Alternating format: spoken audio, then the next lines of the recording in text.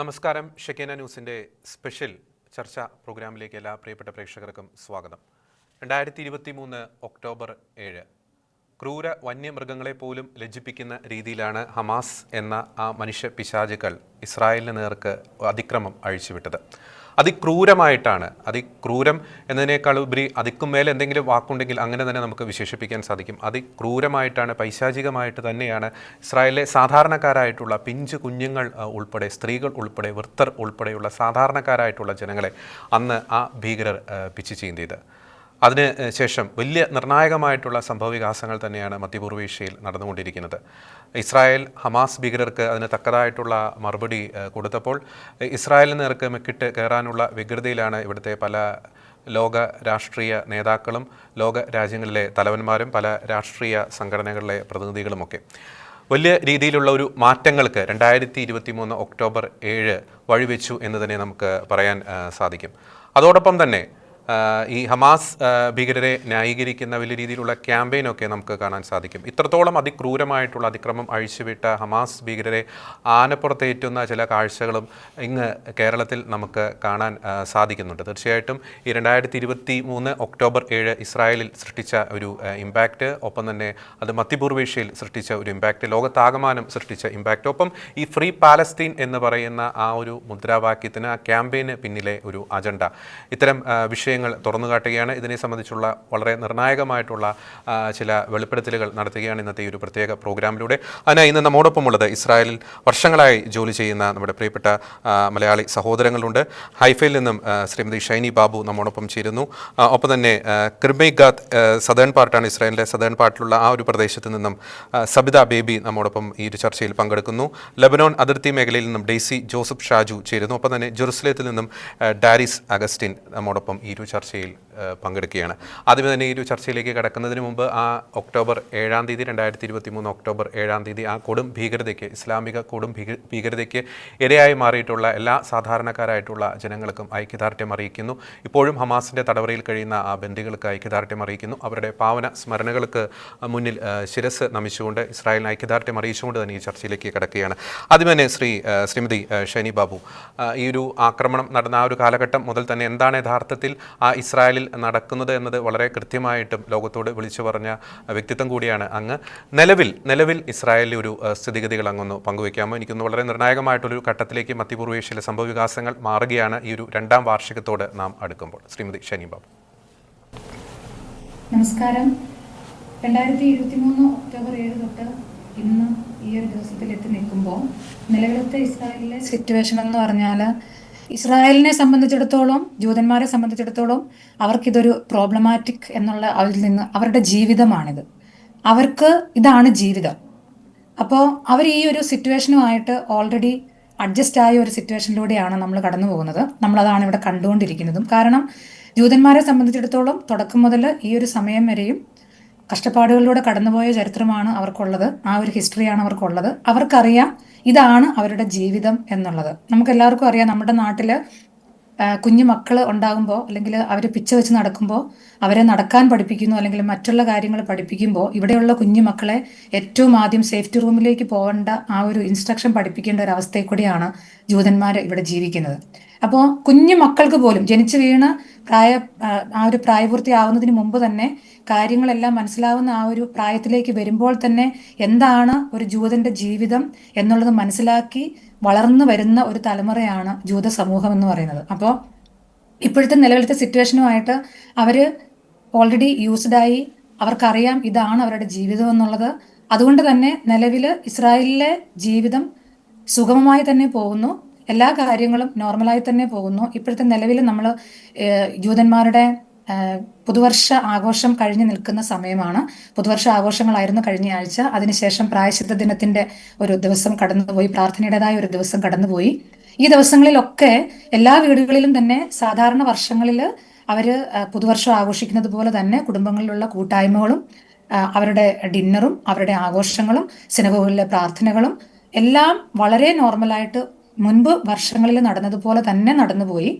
പക്ഷെ ഒറ്റ വ്യത്യാസം മാത്രമേ ഉള്ളൂ. മറ്റു വർഷങ്ങളിൽ നിന്ന് വ്യത്യസ്തമായിട്ട് ഓരോ ആഘോഷങ്ങളുടെയും സമയത്ത് യുദ്ധത്തിൽ മരിച്ചു പോയവരെയും ഇപ്പോഴും ബന്ദികളായിട്ട് നിൽക്കുന്നവരെയും ഓർമ്മിക്കാനായിട്ട് അവർ മറക്കുന്നില്ല. അതേസമയം ആ ഒരു സങ്കടം നിലനിർത്തിക്കൊണ്ട് തന്നെ അവരുടെ പാരമ്പര്യം കാത്തു സൂക്ഷിച്ച് എങ്ങനെയാണോ ഒരു ജൂതൻ ജീവിച്ചു പോകേണ്ടത്, എങ്ങനെയാണോ ഒരു ജൂതൻ സർവൈവ് ചെയ്ത് പോകേണ്ടത് എന്നുള്ളത് മനസ്സിലാക്കി വളരെ സുഗമമായിട്ട് അവരുടെ ജീവിതം കടന്നു പോകുന്നു. പിന്നെ യുദ്ധാന്തരീക്ഷത്തിന്റെ ആ ഒരു സിറ്റുവേഷൻ പറഞ്ഞാൽ നിലവിൽ ഇസ്രായേലിൽ ശാന്തമായ ഒരു അന്തരീക്ഷമാണ് ഉള്ളത്. ഈ രാജ്യത്തിന്റെ ഉള്ളിൽ നടക്കുന്ന ടെററിസ്റ്റ് ആക്രമണങ്ങൾ മറ്റുള്ള മനുഷ്യർക്ക് എല്ലാം പൊതുജീവിതം ഒരു ബുദ്ധിമുട്ടുണ്ടാക്കാറുണ്ട് ഇടയ്ക്ക്. അതൊഴിച്ചാൽ യുദ്ധത്തിൻ്റെതായ പ്രത്യേകമായിട്ടുള്ള ബുദ്ധിമുട്ടുകളൊന്നും ഇസ്രായേലിൽ ഇപ്പോൾ അറിയാനില്ല. പിന്നെ പൊളിറ്റിക്കൽ ആയിട്ടുള്ള രണ്ട് പക്ഷം എല്ലായിടത്തും ഉണ്ടല്ലോ, അതിപ്പോൾ എല്ലാ രാജ്യങ്ങളിലും ഉണ്ട്. പ്രത്യേകമായിട്ട് ഇസ്രായേലിൽ ഇവിടുത്തെ ഒരു ഭരണപക്ഷം മാറണം എന്ന് ആഗ്രഹിക്കുന്ന ഒരു പക്ഷം ഉണ്ട്. അങ്ങനെ ഒരു രണ്ട് പക്ഷത്തിൻ്റെതായ ആ ഒരു അഭിപ്രായ വ്യത്യാസങ്ങളും അതിനെ ചൊല്ലിയുള്ള തർക്കങ്ങളും അതിനു വേണ്ടിയിട്ടുള്ള പ്രകടനങ്ങളൊക്കെ റോഡുകളിലൊക്കെ നടക്കുന്നുണ്ട്. പ്രത്യേകിച്ച് ഫ്രൈഡേ സാറ്റർഡേ നമ്മൾ ഷബാത്ത് തീരുന്ന ആ ഒരു സമയത്ത് മിക്കവാറും എല്ലാ കോർണറുകളിലും അതിൻ്റെതായ ഒരു പ്രകടനങ്ങളും കാര്യങ്ങളും ഒക്കെ നടക്കുന്നുണ്ട്. അതൊഴിച്ചാൽ നിലവിൽ ഇസ്രായേലിലെ അന്തരീക്ഷം ശാന്തമാണ്. പൊതുജീവിതം സുഗമമായി തന്നെ പോകുന്നു എന്ന് വേണം പറയാനായിട്ട്. ഓക്കെ, മറ്റൊരു കാര്യം കൂടി അതിനോടനുബന്ധിച്ച് ചോദിക്കാൻ ആഗ്രഹിക്കുകയാണ്. നമുക്കറിയാം അതിനുശേഷം നമ്മൾ തുടർച്ചയായിട്ട് പല ആക്രമണങ്ങൾ ഇസ്രായേലിൻ്റെ ഉള്ളിലേക്ക് വന്നുകൊണ്ടിരിക്കുന്നു. പ്രത്യേകിച്ച് യമനിൽ നിന്ന് ഹൂതികൾ തൊടുത്തുവിടുന്ന ബാലിസ്റ്റിക് മിസൈൽ പോലുള്ള ആക്രമണങ്ങൾ, ഒപ്പം തന്നെ ഈ പാലസ്തീൻ്റെ സൈഡിൽ നിന്നുള്ള ഭീകരർ ഇസ്രായേലിൻ്റെ ഉള്ളിൽ കയറി പല രീതിയിലുള്ള ആക്രമണങ്ങളൊക്കെ നടത്തുന്നുണ്ട്. അപ്പോൾ ഏതെങ്കിലും തരത്തിലൊരു ഭയത്തിൻ്റെ ഒരു അന്തരീക്ഷം അവിടെ നിലനിൽക്കുന്നുണ്ട്. സാധാരണക്കാരുടെ ഒരു മനസ്സിൻ്റെ ഒരു വികാരം അത് ഒരു ഭയത്തിൻ്റെതാണോ അല്ലെങ്കിൽ ഒരു പോരാട്ട വീര്യത്തിൻ്റെതാണോ അങ്ങയുടെ ഒരു നിരീക്ഷണത്തിൽ? ശ്രീമതി ഷൈനി. കോമൺ ആയിട്ട് നോക്കുമ്പം ഒരു ഭയത്തിന്റെ അന്തരീക്ഷം എന്തൊക്കെയായാലും അത് മാറി. ഈ ഒരു 2 വർഷത്തിനുള്ളിൽ ഈവൻ സ്വദേശികളാണെങ്കിലും വിദേശികളാണെങ്കിലും ആ ഒരു ഭയത്തിന്റെ അന്തരീക്ഷം മാറി എന്ന് തന്നെ വേണം പറയാനായിട്ട്. പിന്നെ നമ്മളെ പോലെയുള്ള ഫോറിനേഴ്സ് പുതിയതായിട്ട് വരുന്ന ഒരുപാട് ആൾക്കാരുണ്ട് ഇവിടെ. ഇങ്ങോട്ടേക്ക് ജോലി തേടി പുതിയതായിട്ട് വരുന്ന ആൾക്കാരുണ്ട്. അപ്പൊ അവരെ സംബന്ധിച്ചിടത്തോളം ഒരുപക്ഷെ ഒരു സൈറനൊക്കെ കേൾക്കുമ്പോൾ ഒരു ഭയമൊക്കെ ഉണ്ടാവുമെങ്കിലും ഈ ഒരു സിറ്റുവേഷനുമായിട്ട് ഓൾറെഡി ഓക്കെ ആയിട്ടിരിക്കുന്ന ആൾക്കാർക്ക് ഒരു ഭയത്തിൻ്റെതായ അന്തരീക്ഷമൊന്നും ഇവിടെ ഇല്ല. പ്രത്യേകിച്ച് ഇവിടുത്തെ സ്വദേശികൾക്ക്. വിദേശികൾക്ക് എന്തെങ്കിലും ഇച്ചിരി ഭയം ഉണ്ടെങ്കിലും സ്വദേശികളായിട്ടുള്ള ആൾക്കാർക്ക് അങ്ങനെ ഒരു ഭയത്തിൻ്റെതായ അന്തരീക്ഷം ഇപ്പം നിലവിലുണ്ടെന്ന് തോന്നുന്നില്ല. പിന്നെ കുറച്ച് നാളുകളായിട്ട് നമുക്ക് ഈ ഇസ്രായേലിൽ പൊതുവായിട്ട് എവിടെയും സൈറൺ ഒന്നും മുഴങ്ങുന്നില്ല. ബോർഡർ ഏരിയകളിൽ ആ ഒരു പ്രശ്നരൂക്ഷിതമായ ആ ഒരു കുറച്ച് ഏരിയകളിൽ മാത്രമേ ഈ ഹൂതികൾ അയക്കുന്ന മിസൈലുകളൊക്കെ എത്തുന്നുള്ളൂ. അപ്പോൾ ആ ഒരു കുറച്ച് ഏരിയ വിട്ട് കഴിഞ്ഞാൽ ബാക്കി ഇസ്രായേലിലെ ബാക്കിയുള്ള എല്ലാ ഭാഗത്തിലും തന്നെ ആൾക്കാർ ഇതുമായിട്ട് ഗെറ്റ് യൂസ്ഡ് ആയി, എല്ലാവരും ഓക്കെ ആയി. ഇപ്പോൾ ഒരു സൈറൺ കേട്ടാൽ പോലും ശരിക്കും പറഞ്ഞാൽ സേഫ്റ്റി റൂമിലേക്ക് പോകാൻ പോലും ആരും അങ്ങനെ ഒരു എഫേർട്ട് എടുക്കുന്നതായിട്ട് നമ്മൾ കാണുന്നില്ല. അങ്ങനെ ഒരു സിറ്റുവേഷനിൽ കൂടിയാണ് കടന്നു പോകുന്നത്. എല്ലാവരും തന്നെ ഈ ഒരു അന്തരീക്ഷവുമായിട്ട് ഓക്കെ ആയി എന്ന് തന്നെ വേണം പറയാൻ. ഒരു കാര്യം കൂടി ചോദിക്കാൻ കാരണം ഇസ്രായേലിനെതിരെ വലിയ രീതിയിലുള്ള വ്യാജ പ്രൊപ്പഗണ്ട നടന്നുകൊണ്ടിരിക്കുന്നുണ്ട്. ഇപ്പോൾ ഈ ഒക്ടോബർ 7, 2023 ശേഷവും അവിടേക്ക് ഈ പുറത്തുനിന്നും ഈ ജോലിക്കും മറ്റുമായി നിരവധി പേർ എത്തിക്കൊണ്ടിരിക്കുന്നുണ്ട്. കാരണം ഒരു പ്രൊപ്പഗണ്ടയുണ്ട്, ഇസ്രായേലിനെ ഒറ്റപ്പെടുത്തുക അല്ലെങ്കിൽ ഇസ്രായേലിലേക്ക് ആരും പോകരുത് എന്ന രീതിയിലുള്ള ക്യാമ്പയിനൊക്കെ നടക്കുന്നുണ്ട്. അപ്പോൾ ഈ വിദേശത്ത് നിന്ന്, പ്രത്യേകിച്ച് നമ്മുടെ കേരളത്തിൽ നിന്ന്, ഇന്ത്യയിൽ നിന്നൊക്കെ അതിനുശേഷവും നിരവധി ആളുകൾ ജോലിക്കും മറ്റാവശ്യങ്ങൾക്കുമായിട്ട് ഇസ്രായേലിലേക്ക് വരുന്നുണ്ടോ? തീർച്ചയായിട്ടും അത് പണ്ടുണ്ടായിരുന്നതിനെക്കാട്ടിലും കൂടിയെന്ന് വേണം പറയാനായിട്ട്. പണ്ടെന്ന് പറഞ്ഞാൽ ഒരു കെയർ ഗീവിംഗ് മേഖല അല്ലെങ്കിൽ ഒരു ഇന്റൽ മേഖല, ആ ഒരു മേഖലയിൽ മാത്രമേ ആൾക്കാർ വരുന്നുണ്ടായിരുന്നുള്ളൂ. അതിനുശേഷം നമുക്കറിയാം ആ ഒരു യുദ്ധത്തിന്റെ സമയത്ത് അഗ്രികൾച്ചറിലേക്ക് ആൾക്കാരെ ക്ഷണിക്കാൻ തുടങ്ങിയപ്പോൾ ഏറ്റവും കൂടുതൽ ആൾക്കാർ വന്നത് എനിക്ക് തോന്നുന്നു നമ്മുടെ കേരളത്തിൽ നിന്നാണെന്ന് തോന്നുന്നു. ഇന്ത്യയിൽ നിന്ന് ഒരുപാട് പേര് അഗ്രികൾച്ചർ മേഖലയിലേക്ക് കടന്നു വന്നപ്പോൾ, കാരണം ഇവിടെ മലയാളികൾ മരിച്ചതുപോലും അഗ്രികൾച്ചർ മേഖലയിലാണ് ആ ഒരു സമയത്ത്, യുദ്ധത്തിന്റെ സമയത്ത്. എന്നിട്ട് പോലും വീണ്ടും വീണ്ടും ഇസ്രായേലിലേക്ക് വരാൻ വേണ്ടി ആൾക്കാർ തയ്യാറെടുത്തുകൊണ്ടിരിക്കുന്നു, വന്നുകൊണ്ടിരിക്കുന്നു. അതുപോലെ തന്നെ അതിനുശേഷം കൺസ്ട്രക്ഷൻ മേഖല ഓപ്പണായി, കൺസ്ട്രക്ഷൻ ഇൻഡസ്ട്രി അങ്ങനെയുള്ള പല മേഖലകളിലേക്കും ആൾക്കാർ വന്നുകൊണ്ടിരിക്കുന്നു. അതിനൊരു കുറവ് വന്നിട്ടില്ല, കൂടുതലായിട്ടേ ഉള്ളൂ. ആ ഒരു ഇങ്ങോട്ടേക്കുള്ള വരവ് കൂടുതലായിട്ടേ ഉള്ളൂ. തീർച്ചയായിട്ടും ഒരു യുദ്ധഭൂമിയാണെന്ന് മനസ്സിലാക്കിക്കൊണ്ട് തന്നെയാണ് ഇസ്രായേൽ എന്ന് പറയുന്ന ഒരു രാജ്യം തൊഴിലിന് വേണ്ടി നമ്മളുടെ മലയാളികൾ, പ്രത്യേകിച്ച് മലയാളികൾ തിരഞ്ഞെടുക്കുന്നത്. നമ്മുടെ നാട്ടിൽ ജീവിതം ഇല്ല, നമ്മുടെ നാട്ടിൽ നമുക്കൊരു മുന്നോട്ടൊരു ഭാവി ഇല്ല എന്ന് മനസ്സിലാക്കുന്ന യുവതലമുറ എന്തുകൊണ്ട് ഇസ്രായേൽ തിരഞ്ഞെടുക്കുന്നു എന്നുള്ളതിന്റെ ഏറ്റവും വലിയ ഉദാഹരണമാണ് ഒരു യുദ്ധഭൂമി ആയിട്ട് പോലും ഈ രാജ്യത്തിനോടുള്ള ഒരു വിശ്വാസവും ഈ രാജ്യം നമ്മളെ സംരക്ഷിക്കും എന്നുള്ള ഒരു വിശ്വാസം കൊണ്ട് തന്നെയാണ് ഇസ്രായേലിലേക്ക് ഇപ്പോഴും ആൾക്കാർ ഒഴുകിയെത്തിക്കൊണ്ടിരിക്കുന്നത്. അതിനൊരു കുറവും വന്നിട്ടില്ല. വളരെ വ്യക്തമാണ്. ഞാൻ ശ്രീമതി സബിത ബേബിയിലേക്ക് വരികയാണ്. ഞാൻ സബിതയിലേക്ക് വരുമ്പോൾ ഒരു വീഡിയോ കൂടി പ്രേക്ഷകരെ കാണിക്കാൻ ആഗ്രഹിക്കുകയാണ്. അത് പ്രത്യേകിച്ച് കേരളത്തിലെ മലയാളികൾ തീർച്ചയായിട്ടും കണ്ടിരിക്കണം. കാരണം കേരളത്തിലുള്ള പലർക്ക് ഈ പാലസ്തീനോട് വല്ലാത്തൊരു പ്രേമമാണ്. പക്ഷേ ഇസ്രായേലിൽ സാധാരണക്കാരായി ജോലി ചെയ്യുന്ന വളരെ ലക്ഷക്കണക്കിന് മലയാളി സമൂഹത്തെ പലരും കാണുന്നില്ല. പക്ഷേ ഇസ്രായേലിലെ ഭരണകൂടം അല്ലെങ്കിൽ ഇസ്രായേൽ സമൂഹം ഒരു മലയാളി വനിതയ്ക്ക് കഴിഞ്ഞ ദിവസം വലിയൊരു ആദരം നൽകിയിരുന്നു. അത് ശ്രീമതി സബിതയ്ക്ക് തന്നെയാണ്. ഒക്ടോബർ 7 തീയതി 2023 ഒക്ടോബർ മാസം 7 തീയതി ഒരു കുടുംബത്തെ തന്നെ ഹമാസ് ഭീകരരുടെ കരങ്ങളിൽ നിന്നും സബിതയുടെ സമയോചിതമായിട്ടുള്ള ഇടപെടലിലൂടെ രക്ഷിക്കുകയുണ്ടായി. നമുക്ക് ആ വീഡിയോ ജസ്റ്റ് ഒന്ന് കാണാം. കഴിഞ്ഞ ദിവസം എനിക്ക് തോന്നുന്നു ഫേസസ് ഓഫ് ഹീറോയിസം എന്നൊരു പ്രോഗ്രാമിലാണ് സബിതയെ ഇസ്രായേൽ സമൂഹം ആദരിച്ചത്. തീർച്ചയായിട്ടും സബിതയ്ക്ക് ആദ്യമേ തന്നെ ഒരു ബിഗ് സല്യൂട്ട് നൽകിക്കൊണ്ട് ഞാൻ ചോദ്യത്തിലേക്ക് കിടക്കുകയാണ്. നമുക്ക് വളരെ പ്രധാനമായിട്ട് നമ്മൾ ചർച്ച ചെയ്യേണ്ട ഒരു പോയിന്റ് ഉണ്ട്. അതായത് ഈ ബന്ദികളാക്കപ്പെട്ടവരുടെ ഒരു അവസ്ഥ. ഇപ്പോഴും എനിക്ക് തോന്നുന്നു 40-ലധികം ബന്ദികൾ അവിടെ കഴിയുന്നുണ്ട്. അതിൽ പലരും മരിച്ചിട്ടുണ്ട്. ഈ ബന്ദികളുടെ മോചനം സംബന്ധിച്ചുള്ള ചില നിർണായകമായിട്ടുള്ള ചില വാർത്തകൾ ഈ സമയങ്ങളിൽ വന്നുകൊണ്ടിരിക്കുന്നുണ്ട്. എനിക്ക് തോന്നുന്നു താങ്കൾ ഇപ്പോൾ സേവനം ചെയ്യുന്ന ആ ഒരു ഭവനം, ആ ഭവനത്തിലെ അംഗങ്ങൾ ഒരു കാലഘട്ടത്തിൽ അല്ലെങ്കിൽ 2023 ഒക്ടോബർ മാസം 7 തീയതി ഹമാസ് തടവറയിൽ കഴിഞ്ഞ ചില വ്യക്തികൾ ഉണ്ട്. അതുകൊണ്ട് അവർ കടന്നുപോയ ഒരു മാനസികാവസ്ഥ അങ്ങൊന്ന് പങ്കുവയ്ക്കാമോ? ഈ ബന്ദികളാക്കപ്പെട്ടവർ അവരുടെ നിലവിൽ അവർ ഫേസ് ചെയ്യുന്ന ഒരു ട്രോമ, ഒരു മെൻ്റൽ ട്രോമയുണ്ട്. തീർച്ചയായിട്ടും ലോകം അറിയേണ്ടതാണ്. ആ വിശദാംശങ്ങൾ അങ്ങൊന്ന് പങ്കുവയ്ക്കാമോ ശ്രീമതി സബിത? ഇതെവിടുന്ന് കിട്ടി? ആദ്യം ചോദിക്കണേ, ഇതെവിടുന്ന് കിട്ടി ഡീറ്റെയിൽ? അതൊക്കെ കിട്ടിയില്ലേ? ഇത് കഴിഞ്ഞ ദിവസം എനിക്ക് തന്നെയല്ല, എൻ്റെ കൂടെ മീര ഉണ്ടായിരുന്നു. മീര വേറൊരു കമ്മ്യൂണിറ്റിയിലാണ് ഇപ്പോൾ ജോലി ചെയ്യുന്നത്. പക്ഷെ ആൾ ആ ഫംഗ്ഷന് വന്നിട്ടുണ്ടായിരുന്നു. അപ്പം ഞങ്ങളുടെ എന്താ പറഞ്ഞ ഫേസസ് ഓഫ് ഹീറോയിസം എന്ന ഒരു പ്രോഗ്രാം ആയിരുന്നു സെപ്റ്റംബർ 30 നടന്നത്. അതിലെ ഭാഗമാണ് നേരത്തെ കാണിച്ചത്. ഇത് ശരിക്കും ഈ കമ്മ്യൂണിറ്റിയുടെ ഒരു ഭാഗമാക്കി എന്നുള്ളതിന് ഒരു പ്രൂഫാണ് എനിക്ക് കിട്ടുന്ന ഈ അംഗീകാരങ്ങൾ. ടെലവീവിലായിരുന്നു ഇതിനു മുമ്പ് ജോലി ചെയ്തിരുന്നത്. അവിടുത്തെ ജോലി അമ്മച്ചിക്ക് സുഖമില്ലാതായി അമ്മച്ചിനെ ഓൾഡ് ഏജ് ഹോമിലോട്ട് മാറ്റിയപ്പോൾ ഞാൻ ഫ്രീ ആയി. എന്നെ ഈ കമ്മ്യൂണിറ്റിയിലെ എൻ്റെ ആദ്യം ജോലി ചെയ്തുകൊണ്ടിരുന്ന വീട്ടിലെ അമ്മച്ചിയുടെ മോളും ഇപ്പം നോക്കുന്ന മാർഗരറ്റ് മോസസ് എന്ന അമ്മച്ചിയുടെ മോളും കൂടി ഗവൺമെൻറ്റിനെ അപ്രോച്ച് ചെയ്ത് സ്പെഷ്യൽ പെർമിഷനോട് കൂടി എന്നെ കമ്മ്യൂണിറ്റിയിലോട്ട് തിരിച്ചു കൊണ്ടുവന്നതാണ്. ഞാനിപ്പോൾ നോക്കുന്നത് ഒരു എക്സ് ഹോസ്റ്റേജായ അമ്മച്ചീനെയാണ്. അമ്മച്ചി 2ാമത്തെ ഡീലിലാണ് തിരിച്ചു വന്നത്. അമ്മച്ചിനെ അധികം അവർ ഉപദ്രവിച്ചിട്ടില്ല. അമ്മച്ചിയുടെ സേഫ്റ്റി റൂമിലായിരുന്നു. എണീക്കാൻ പറഞ്ഞു. അമ്മച്ചി എണീറ്റു. അവരുടെ കൂടെ പോയി. കൊണ്ടുപോയത് ടണലുകളിലോട്ടാണ്. അവിടെ ചെന്ന് കഴിഞ്ഞപ്പോൾ നിറോസിൽ ധാരാളം പേര് ആ ടണലുകളിലെ പല റൂമുകളിലും ഉണ്ടായിരുന്നു. അവർക്ക് ആ ടണലുകളിലെ പല റൂമുകളിലോട്ടും ആക്സസ് ഉണ്ടായിരുന്നു. അതിൽ എല്ലാ ഫെസിലിറ്റിയും ഉണ്ടായിരുന്നു. എന്ന് വെച്ചാൽ ബാത്റൂം ഉണ്ടായിരുന്നു, കിച്ചൺ ഉണ്ടായിരുന്നു, അങ്ങനെയുള്ള ഫെസിലിറ്റികളെല്ലാം ഉണ്ടായിരുന്നു. കൂടുതലായിട്ടും പ്രായമായ ആൾക്കാർ അതിലുണ്ടായിരുന്നവർ അവരൊക്കെ ഇഞ്ചേർഡ് ആയിരുന്നു. ഇവരെയൊക്കെ പരിചരിക്കാൻ വേണ്ടിയിട്ട് ഹമാസിൻ്റെ സൈഡിൽ നിന്ന് ഡോക്ടേഴ്സും പാരാമെഡിക്സും ഉണ്ടായിരുന്നു. പലപ്പോഴും ഞങ്ങളിരുന്ന് ഈ കാര്യങ്ങൾ ഡിസ്കസ് ചെയ്യാറുണ്ട്. അമ്മച്ചീനെ കൊണ്ടുപോയി, എന്നെ കൊണ്ടുപോയില്ല, അത്രയേ ഉള്ളൂ വ്യത്യാസം. ഞങ്ങൾ രണ്ടുപേരും ഇതനുഭവിച്ച ആൾക്കാരാണ്. അപ്പം അമ്മച്ചി പറയുന്നത് എന്താണെന്ന് എനിക്കും മനസ്സിലാവും, ഞാൻ പറയുന്നത് എന്താണെന്ന് അമ്മച്ചിക്ക് മനസ്സിലാകും. 80 വയസ്സുണ്ടെങ്കിലും പുള്ളിക്കാരി മെൻ്റലി വളരെ സ്റ്റേബിളായ ഒരാളാണ്.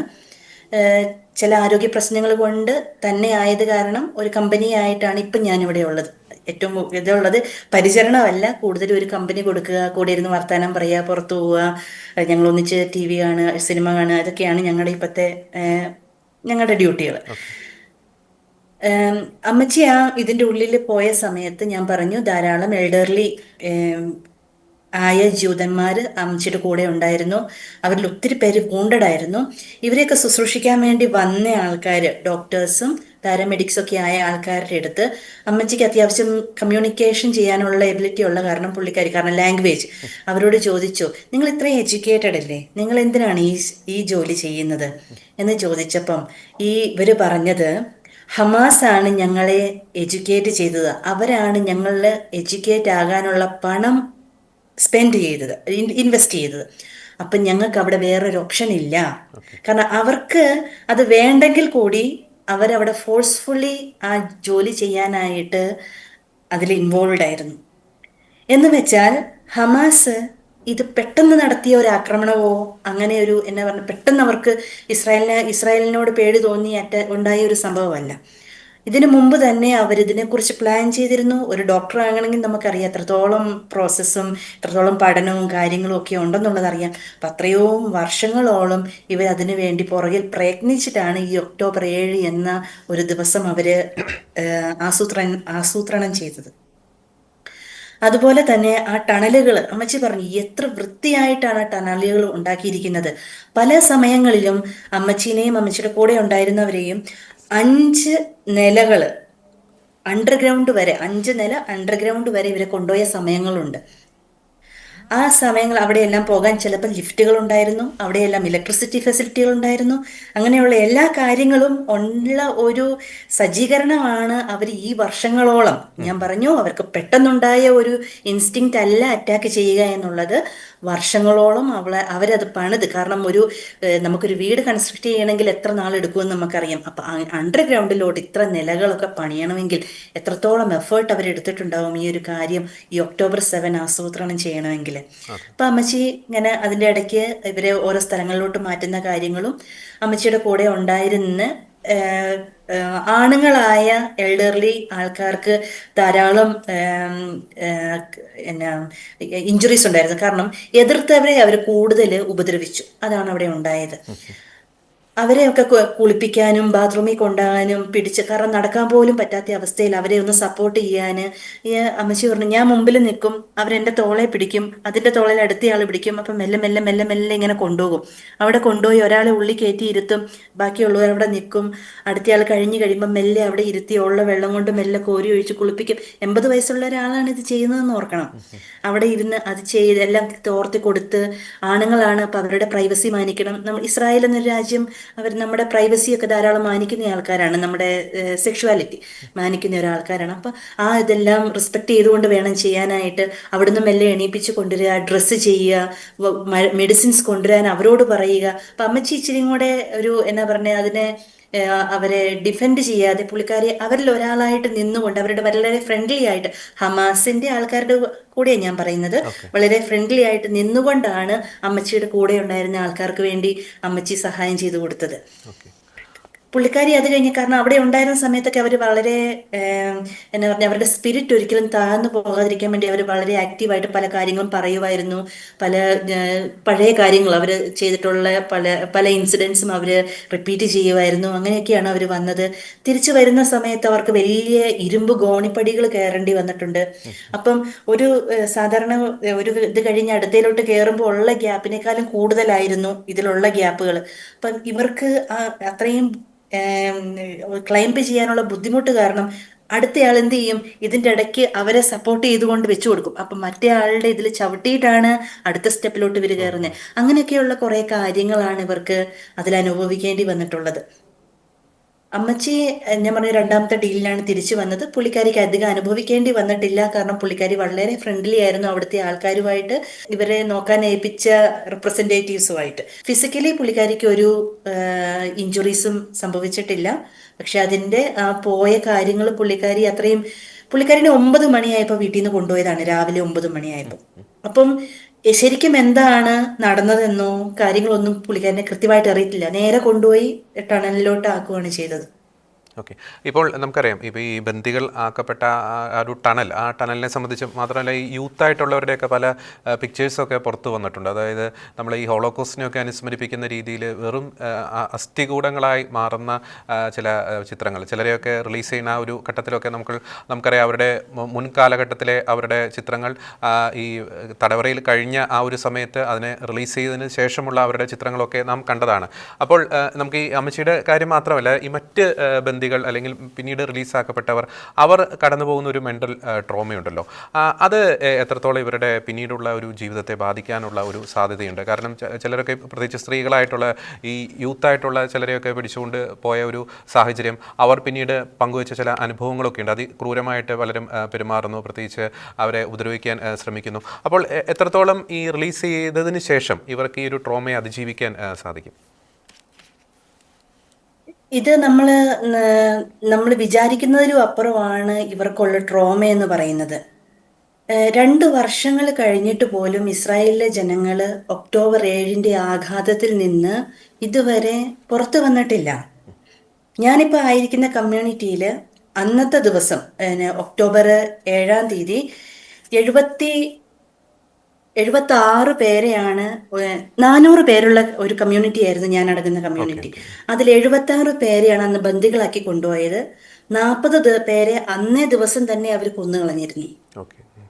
അപ്പൊ 76 100-ന് മേളിൽ ആൾക്കാർ, 400 പേരിൽ 1/3 ഭാഗം ആൾക്കാരെ നശിപ്പിച്ചതാണ് അന്ന് ഒക്ടോബർ 7-ന് ഒരു കമ്മ്യൂണിറ്റിയിലെ ആൾക്കാർ. അപ്പൊ ആ ഒരു ആഘാതത്തിൽ നിന്ന് പുറത്തു വരിക എന്ന് പറയുന്നത് അത് വളരെ ബുദ്ധിമുട്ടുള്ള കാര്യമാണ് അവരെ സംബന്ധിച്ച്. ഞാൻ അതിനോട് അവരാ മോചിതരായില്ല എന്ന് ഞാൻ പറയുന്നതിനും കാരണമുണ്ട്. ഞാൻ അന്നത്തെ ദിവസത്തെ കാര്യങ്ങൾ നേരിട്ട് കണ്ടതാണ്. തിരിച്ചു വന്ന ആൾക്കാർ 2 സ്ഥലങ്ങളിൽ നിന്ന് ഞാൻ അവരെ വീക്ഷിച്ചിട്ടുണ്ട്. ഒന്ന് അന്ന് ഒക്ടോബർ 7 എന്ന ദിവസവും ഇന്ന് അവരായിരിക്കുന്ന അവസ്ഥയും. ഒക്ടോബർ 7-ന് നമ്മൾ സംഭവം നടന്ന് ഇവരെയെല്ലാം കൊണ്ടുപോയി തിരിച്ചു വന്നിട്ടും ഇന്നും അവരുടെ എല്ലാം മുഖത്തൊരു ചിരിയാണ് നമ്മളെ കാണുമ്പോൾ ഓടി വന്ന് സബിത എന്നും പറഞ്ഞ് നമ്മൾക്കൊരു ഹഗ് തരും. നിനക്കറിയത്തില്ലേ ഞാൻ ആരാണെന്ന്, ഇന്നയാളുടെ അമ്മയാണ്, ഇന്നയാളുടെ ഭാര്യയാണ്, ഞാൻ അവിടെ ആയിരുന്നു, ഞാൻ ഹമാസിന്റെ അടുത്തായിരുന്നു, നിനക്ക് ഓർമ്മയുണ്ടോ എൻ്റെ ഹസ്ബൻഡിനെ? കാരണം ഹസ്ബൻഡ് ഇന്നില്ല, അവർ മരിച്ചുപോയി, അന്ന് കൊല്ലപ്പെട്ടതാണ്, മക്കൾ കൊല്ലപ്പെട്ടതാണ്. നിനക്കറിയത്തില്ലേ എൻ്റെ അമ്മയായിരുന്നു അന്നത്, ആ സംഭവത്തിൽ അന്ന് കൊല്ലപ്പെട്ടത് എൻ്റെ അമ്മയായിരുന്നു എന്നൊക്കെ പറയുമ്പോൾ നമുക്ക് എന്ത് പറയണമെന്ന് അറിയത്തില്ല. അവരുടെ അടുത്ത് നമ്മൾ നിശബ്ദരായി നിന്നു പോവുകയാണ്. കാരണം നമുക്കൊന്നും പറയാനില്ല. കാരണം അന്നത്തെ ദിവസം ഞാൻ അനുഭവിച്ചതാണ്, ഇന്ന് അവർ കടന്നു പോകുന്നതും ഞാൻ അനുഭവിക്കുന്നതാണ്. യെസ്, ഒരു കാര്യം കൂടി അങ്ങോട്ട് ചോദിക്കാൻ ആഗ്രഹിക്കുന്നു. പ്രത്യേകിച്ച് ഈ ഹമാസ് ഭീകരർ ഈ ബന്ദികളോട് കാണിച്ച, അല്ലെങ്കിൽ അവർ കൊന്നുകളഞ്ഞ ഈ സ്ത്രീകളോട്, പ്രത്യേകിച്ച് യൂത്തായിട്ടുള്ള സ്ത്രീകളോടൊക്കെ കാണിച്ച ഒരു സെക്ഷൽ വയലൻസ്, അത് എന്താണ് പറയുക, നമുക്ക് ഞാൻ ഇൻട്രോയിൽ പറഞ്ഞതുപോലെ ഈ ക്രൂരമൃഗങ്ങളെ പോലും ലജ്ജിപ്പിക്കുന്ന രീതിയിലുള്ള കാര്യങ്ങളല്ലേ. അതിപ്പോൾ ഈ വളർന്നു വരുന്ന തലമുറയൊക്കെ ഇത് കാണുന്നുണ്ട്. തങ്ങളുടെ ചേച്ചിമാരോട്, തങ്ങളുടെ സഹോദരിമാരോട് ഇവർ ചെയ്ത ഒരു ക്രൂരത, അത് തീർച്ചയായിട്ടും എന്താണ് പറയുന്നത്, ഈ കൂട്ടരെയാണ് ഈ ഹമാസ് സേവ് ഗാസ അല്ലെങ്കിൽ ഹമാസ് ആരാധകരൊക്കെ ഈ ആനപ്പുറത്തേറ്റുന്നു, ആ രീതിയിലൊക്കെ കാര്യങ്ങൾ കൊണ്ടുപോകുന്നത്. അപ്പോൾ ഒരു ജീവച്ഛവമായിട്ട് ഒരു കൂട്ടർ അവിടെ കഴിയുന്നു. അവരെ ജീവച്ഛവമാക്കിയവരെ വലിയ ഹീറോ പരിവേഷം കൊടുത്ത് ചിലർ ആദരിക്കുന്നു. അപ്പോൾ ഇവരെയൊക്കെ നേരിട്ട് കണ്ട, അല്ലെങ്കിൽ ഇവരുടെ അനുഭവങ്ങൾ അറിഞ്ഞൊരു വ്യക്തി എന്ന നിലയിൽ ഈ ഒരു പ്രതിഭാസത്തെ താങ്കൾ എങ്ങനെ നോക്കിക്കാണുന്നു? ഈ കമ്മ്യൂണിറ്റിയിലെ ഏറ്റവും അവസാനത്തെ ആള് തിരിച്ചു വന്നത് 498 ദിവസത്തിന് ശേഷമാണ്. ഏറ്റവും അവസാനത്തെ ആള് ഈ കമ്മ്യൂണിറ്റിയിലോട്ട് തിരിച്ചു വന്നത്. അതിനു മുമ്പ് ഓരോ ഡീലിലും അതിനു മുമ്പോട്ടുള്ള കുറച്ച് അടുത്തടുത്ത ദിവസങ്ങളിൽ ഒരു 90 അല്ലെങ്കിൽ 80 തൊട്ട് 98 വരെയുള്ള ദിവസങ്ങൾ, 480 തൊട്ട് 498 വരെയുള്ള ദിവസങ്ങളിൽ ഒരു 5-6 പേരെ റിലീസ് ചെയ്തിട്ടുണ്ട്. ആ റിലീസ് ചെയ്തതിൽ 1-2 പേരുടെ കാര്യം ഞാൻ പറയാം. ഒന്ന് യർദൻ ബിബാസ്, ഷിരി ബിബാസിന്റെയും 2 കുട്ടികളുടെയും ലോകം മൊത്തം നമ്മളെല്ലാം അറിയപ്പെടുന്ന ഒരു പിക്ചറാണ്. അവരുടെ അച്ഛൻ തിരിച്ചു വന്നു. യർദൻ പറയുന്ന കാര്യം, അവൻ ആ ഹമാസ് തടവറയിലായിരുന്നപ്പോൾ തന്നെ അവനോട് അവർ പറഞ്ഞു, നിന്റെ ഭാര്യയും മക്കളും കൊല്ലപ്പെട്ടു, നിനക്കവരില്ല എന്ന് പറഞ്ഞ് അവനെ മാനസികമായിട്ട് പീഡിപ്പിക്കാൻ നോക്കി. എന്നിട്ട് അവർ പറയുന്ന ഒരു വാക്കാണ്, നീ എന്തിനാണ് പേടിക്കുന്നത്, നീ എന്തിനാണ് സങ്കടപ്പെടുന്നത്, നിനക്ക് അതിലും നല്ല ഭാര്യയും മക്കളെയും നീ പുറത്തു പോയാൽ കിട്ടത്തില്ലേ? അങ്ങനെ വെച്ചോണ്ടിരുന്നിട്ടാണ് ഈ ദിവസമായപ്പോഴത്തേക്കും ഒരു 500ാമത്തെ ദിവസങ്ങളാവുമ്പോഴത്തേക്കും അവനെ റിലീസ് ചെയ്യുന്നത്. ഇവിടെ അവന്റെ ഫാമിലിയിൽ, ഷിരീന്റെ ഫാമിലിയിലാകെ അവളുടെ സിസ്റ്റർ മാത്രമേ ബാക്കിയുള്ളൂ. പേരൻസും അന്നത്തെ ദിവസം കൊല്ലപ്പെട്ടതാണ്, ഷിരിയും മക്കളും കൊല്ലപ്പെട്ടതാണ്. അപ്പൊ തിരിച്ചു വന്നു കഴിയുമ്പോൾ ഇവർക്കെല്ലാം ഇവനോട് എങ്ങനെ ഷിരിയും മക്കളും ഇല്ല എന്നുള്ളത് എങ്ങനെ പറയുമെന്നുള്ള ടെൻഷനിലായിരുന്നു ഇവിടെ ഇസ്രായേലിലുള്ള ജനത. പക്ഷെ അവൻ ഓൾറെഡി അത് അറിഞ്ഞിട്ടാണ് ഇവിടെ വരുന്നത്. ഇവിടെ വരുമ്പോൾ അവൻ പറഞ്ഞു, ഞാനത് അറിഞ്ഞിരുന്നു. ഞാൻ കഴിഞ്ഞ ദിവസം കണ്ടു, ആ ഫംഗ്ഷന് വന്നപ്പോൾ അവൻ വന്നിട്ടുണ്ടായിരുന്നു, ഇവിടെ യർദൻ വന്നിട്ടുണ്ടായിരുന്നു. ഒരു ചിരിയോടെ അല്ലാതെ നമുക്ക് അവരെ കാണാൻ കഴിയത്തില്ല. പക്ഷെ ഉള്ളിൽ അവർ ശരിക്കും നീറുകയാണ് നടന്ന സംഭവത്തെ കുറിച്ച്. ഇനി ബന്ദികളാക്കി കൊണ്ടുപോയ പലരും, ഒത്തിരി ആൾക്കാരുണ്ട് ഇവിടെ. ഞാൻ പറഞ്ഞു, ഞാൻ അവരെ കാണുന്നു, അവരുടെ കഥകൾ പലരും വഴി ഞാൻ അറിഞ്ഞ് അവിടെ ബന്ദികളാക്കപ്പെട്ടിരുന്നപ്പം ഇവരുടെ കഴുത്തിൽ ചങ്ങലയിട്ട് മുറക്കുമായിരുന്നു, വായിൽ തുണി കുത്തിക്കയറ്റി ഇവരെ പീഡിപ്പിക്കുക. ശ്വാസം മുട്ടി അങ്ങ് മരിക്കണ അവസ്ഥ വരുമ്പം അവർ റിലീസ് ചെയ്യും, ഇവരെ ജീവിക്കാൻ വേണ്ടി വിടും. ആ പെടയിൽ കാണുമല്ലോ, മരണത്തിന്റെ ഒരു പെടയില്, അത് കണ്ട് അതായിരുന്നു അവരുടെ ഹോബി. ഇപ്പൊ ഈ ജീവനോടെ ഈ സാറ് ചോദിച്ച ഇപ്പൊ ഈ ജീവനോടെ ഉള്ള കുറച്ച് വീഡിയോസ് അവര് സ്വന്തം കുഴി കുഴിക്കുന്നത് സ്വന്തം അതെ. ശവടക്കിനുള്ള കുഴി കുഴിക്കുന്നതായിട്ടും എണീക്കാൻ പറ്റാതെയുള്ള വീഡിയോസും ഇപ്പൊ ലേറ്റസ്റ്റ് ആയിട്ട് വന്നേക്കുന്ന അലൻ എന്ന് പറഞ്ഞ ആ കൊച്ച്, അവന് കണ്ണിന് കാഴ്ചക്കുറവ് ഉണ്ടായിരുന്നതാണ് ഇവിടുന്ന് ഇസ്രായേലിൽ നിന്ന് തന്നെ. പക്ഷെ അവിടെ ഇപ്പൊ അവന് കത്തി ഒന്നും കാണാൻ പറ്റുന്നില്ല. ലേറ്റസ്റ്റ് വീഡിയോ വന്നേക്കുന്നത് അലന്റെയാണ്. അവന് കാണാൻ പറ്റുന്നില്ല, അലോൺ എന്ന് കാണാൻ പറ്റുന്നില്ല എന്നാണ് അവൻ പറയുന്നത്. അപ്പം ഇവിടെയുള്ള ഈ ബന്ദികളാക്കി ആക്കപ്പെട്ടിരുന്ന ആൾക്കാർ ഇവിടെ വന്ന് പറയുന്ന കഥകൾ കേൾക്കുമ്പം ഈ ജീവനോടെ സ്റ്റിൽ അവിടെയുള്ള 20 പേരോളം ജീവനോടെ ഉണ്ടെന്ന് പറയുന്നവരുടെ കുടുംബങ്ങളിലൂടെ കടന്നു പോകുന്ന അവസ്ഥയൊന്ന് ആലോചിച്ച് നോക്ക്.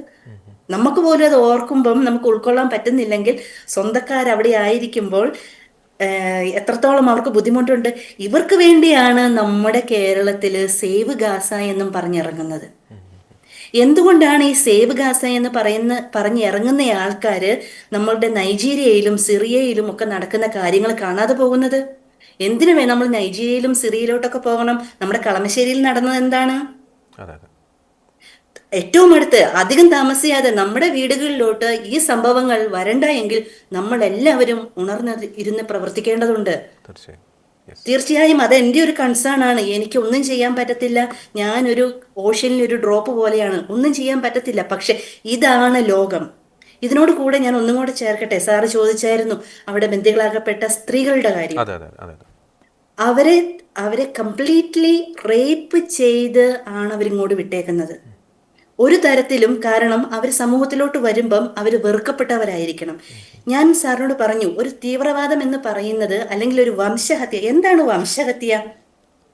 വംശഹത്യ എന്ന് പറയുന്നത് പെട്ടെന്ന് വരുന്ന ഒരു പ്രകോപനമോ അതിൻ്റെ പേരിൽ നടക്കുന്ന ഒരു ആസൂത്രണമോ അല്ല.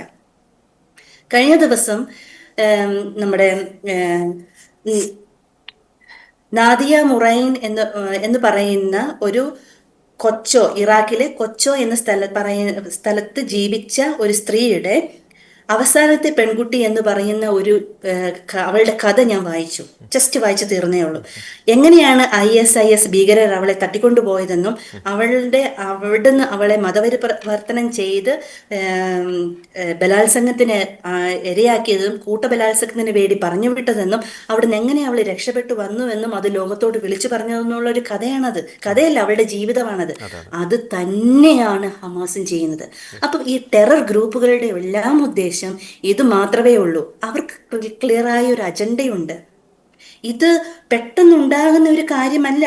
അവര് വളരെ നാള് മുൻകൂട്ടി അതിനെക്കുറിച്ച് പഠിച്ച് ഇങ്ങനെ ഒരു കാര്യം ചെയ്യണമെന്നുള്ള ആ ഒരു വംശത്തെ ഇല്ലാതാക്കണം എന്നുള്ള കൃത്യമായ ഉദ്ദേശത്തോടു കൂടി ചെയ്യുന്നതാണ് ഈ ടെറർ ഗ്രൂപ്പുകൾ. ഇപ്പൊ ഹമാസിനെ എടുത്താലും ISISനെ എടുത്താലും വേറെ ഏത് ഭീകര ഗ്രൂപ്പിനെ എടുത്താലും ഇപ്പൊ നൈജീരിയയിലെ എടുത്താലും എല്ലാം ഇത് നമ്മുടെ നാടുകളിലും നമ്മുടെ നാട്ടിലും നമ്മുടെ വീടുകളിലും വരണ്ട എങ്കിൽ നമ്മൾ എല്ലാവരും ജാഗരൂകരായിരിക്കേണ്ടതാണ്. യെസ്, ജാഗ്രത വളരെയധികം ശക്തിപ്പെടുത്തേണ്ട ഒരു കാലഘട്ടത്തിലൂടെ തന്നെയാണ് നാം കടന്നു പോകുന്നത്. ഞാൻ ശ്രീമതി ഡെയ്സിയിലേക്ക് വരികയാണ്. നമുക്കറിയാം, ഈ ജൂതൻ്റെ കുഞ്ഞ് മരിക്കുമ്പോൾ ചിരിക്കുകയും അല്ലെങ്കിൽ ഗാസയിലെ കുഞ്ഞ് മരിക്കുമ്പോൾ കരയുകയും ചെയ്യുന്ന ഒരു പ്രതിഭാസത്തിലൂടെയാണ് ലോകത്തിലെ പല വ്യക്തികളും ഇപ്പോൾ കടന്നുപോയിക്കൊണ്ടിരിക്കുന്നത്. നമ്മൾ ഈ സേവ് ഗാസ എന്നതിനേക്കാൾ ഉപരി എനിക്ക് തോന്നുന്നതിന് സേവ് ഹമാസ് എന്ന് വേണമെങ്കിൽ നമുക്ക് പറയാൻ സാധിക്കും. അത്തരത്തിലുള്ളൊരു ക്യാമ്പയിനാണ് ഇപ്പോൾ നടന്നുകൊണ്ടിരിക്കുന്നത്. അത്തരക്കാരാണ് ഈ ഹമാസ് ഭീകരരെ, നേരത്തെ സബിത സൂചിപ്പിച്ചതുപോലെ ഈ പിശാചുകളെ പോലും ലജ്ജിപ്പിക്കുന്ന ഈ ക്രൂരകൃത്യങ്ങൾ ചെയ്ത ഈ ഹമാസ് ഭീകരരെ വലിയ ആരാധന പുരുഷന്മാരായിട്ട് വാഴ്ത്തുന്നത്. അപ്പോൾ വളരെ വ്യക്തമായിട്ടുള്ള ഈ ഒരു അജണ്ട ഇതിന് പിന്നിലില്ലേ? അതായത് ഈ സേവ് ഗാസ ക്യാമ്പയിൻ, ഈ സേവ് പാലസ്തീൻ ക്യാമ്പയിൻ. നേരത്തെ സബിത അതിനെപ്പറ്റി ഒരു സൂചന നൽകിയിരുന്നു. ഈ ഇങ്ങനത്തെ ക്യാമ്പയിൻ നടത്തുന്നവരൊന്നും ഈ പാലസ്തീനിലേക്ക് മാത്രമാണ്, അല്ലെങ്കിൽ റാഫയിലേക്ക് മാത്രമാണ്, ഈ ഗാസയിലേക്കൊക്കെ മാത്രമാണ് നോക്കുന്നുള്ളൂ. മറ്റ് പലയിടങ്ങളിലേക്ക് അവരുടെ കണ്ണ് പോകത്തില്ല. അപ്പോൾ വളരെ വ്യക്തമായിട്ടുള്ളൊരു അജണ്ട ഇത്തരത്തിലുള്ള ക്യാമ്പയിന് പിന്നിലില്ലേ ശ്രീമതി ഡെയ്സി? നോക്കൂ, നമ്മൾ ഈ സേവ് ഗാസ ക്യാമ്പയിൻ എന്ന് പറയുന്നത് തന്നെ ഒരു ബയസ്ഡ് ക്യാമ്പയിൻ ആണ്, അല്ലെ? ഒരു പ്രത്യേക സമൂഹത്തിലേക്ക് അല്ലെങ്കിൽ ഒരു പ്രത്യേക കൂട്ടത്തിലേക്ക് മാത്രം നമ്മുടെ സിമ്പതി, നമ്മുടെ പരിഗണന നൽകുന്ന ഒരു ക്യാമ്പയിൻ ആണത്. ലോകത്തെ മറ്റുള്ള ജനവിഭാഗങ്ങൾക്കോ മറ്റുള്ള മതക്കാർക്കോ അവരുടെ ജീവനോ യാതൊരു തരത്തിലുള്ള വിലയുമില്ല, അല്ലെങ്കിൽ അതിന് പരിഗണനയുമില്ല. ലോകത്ത് മറ്റെവിടെയൊക്കെ ആക്രമണങ്ങൾ നടക്കുന്നു, കൂട്ടക്കൊലപാതകങ്ങൾ നടക്കുന്നു. നേരത്തെ സൂചിപ്പിച്ച പോലെ നൈജീരിയയിൽ, യമനിൽ, ഇവിടെ തൊട്ടപ്പുറത്ത് സിറിയയിൽ എത്രമാത്രം പല ക്രിസ്ത്യാനികളുണ്ട്, മുസ്ലിങ്ങൾ തന്നെ മുസ്ലിങ്ങളെ കൊല്ലുന്നുണ്ട്.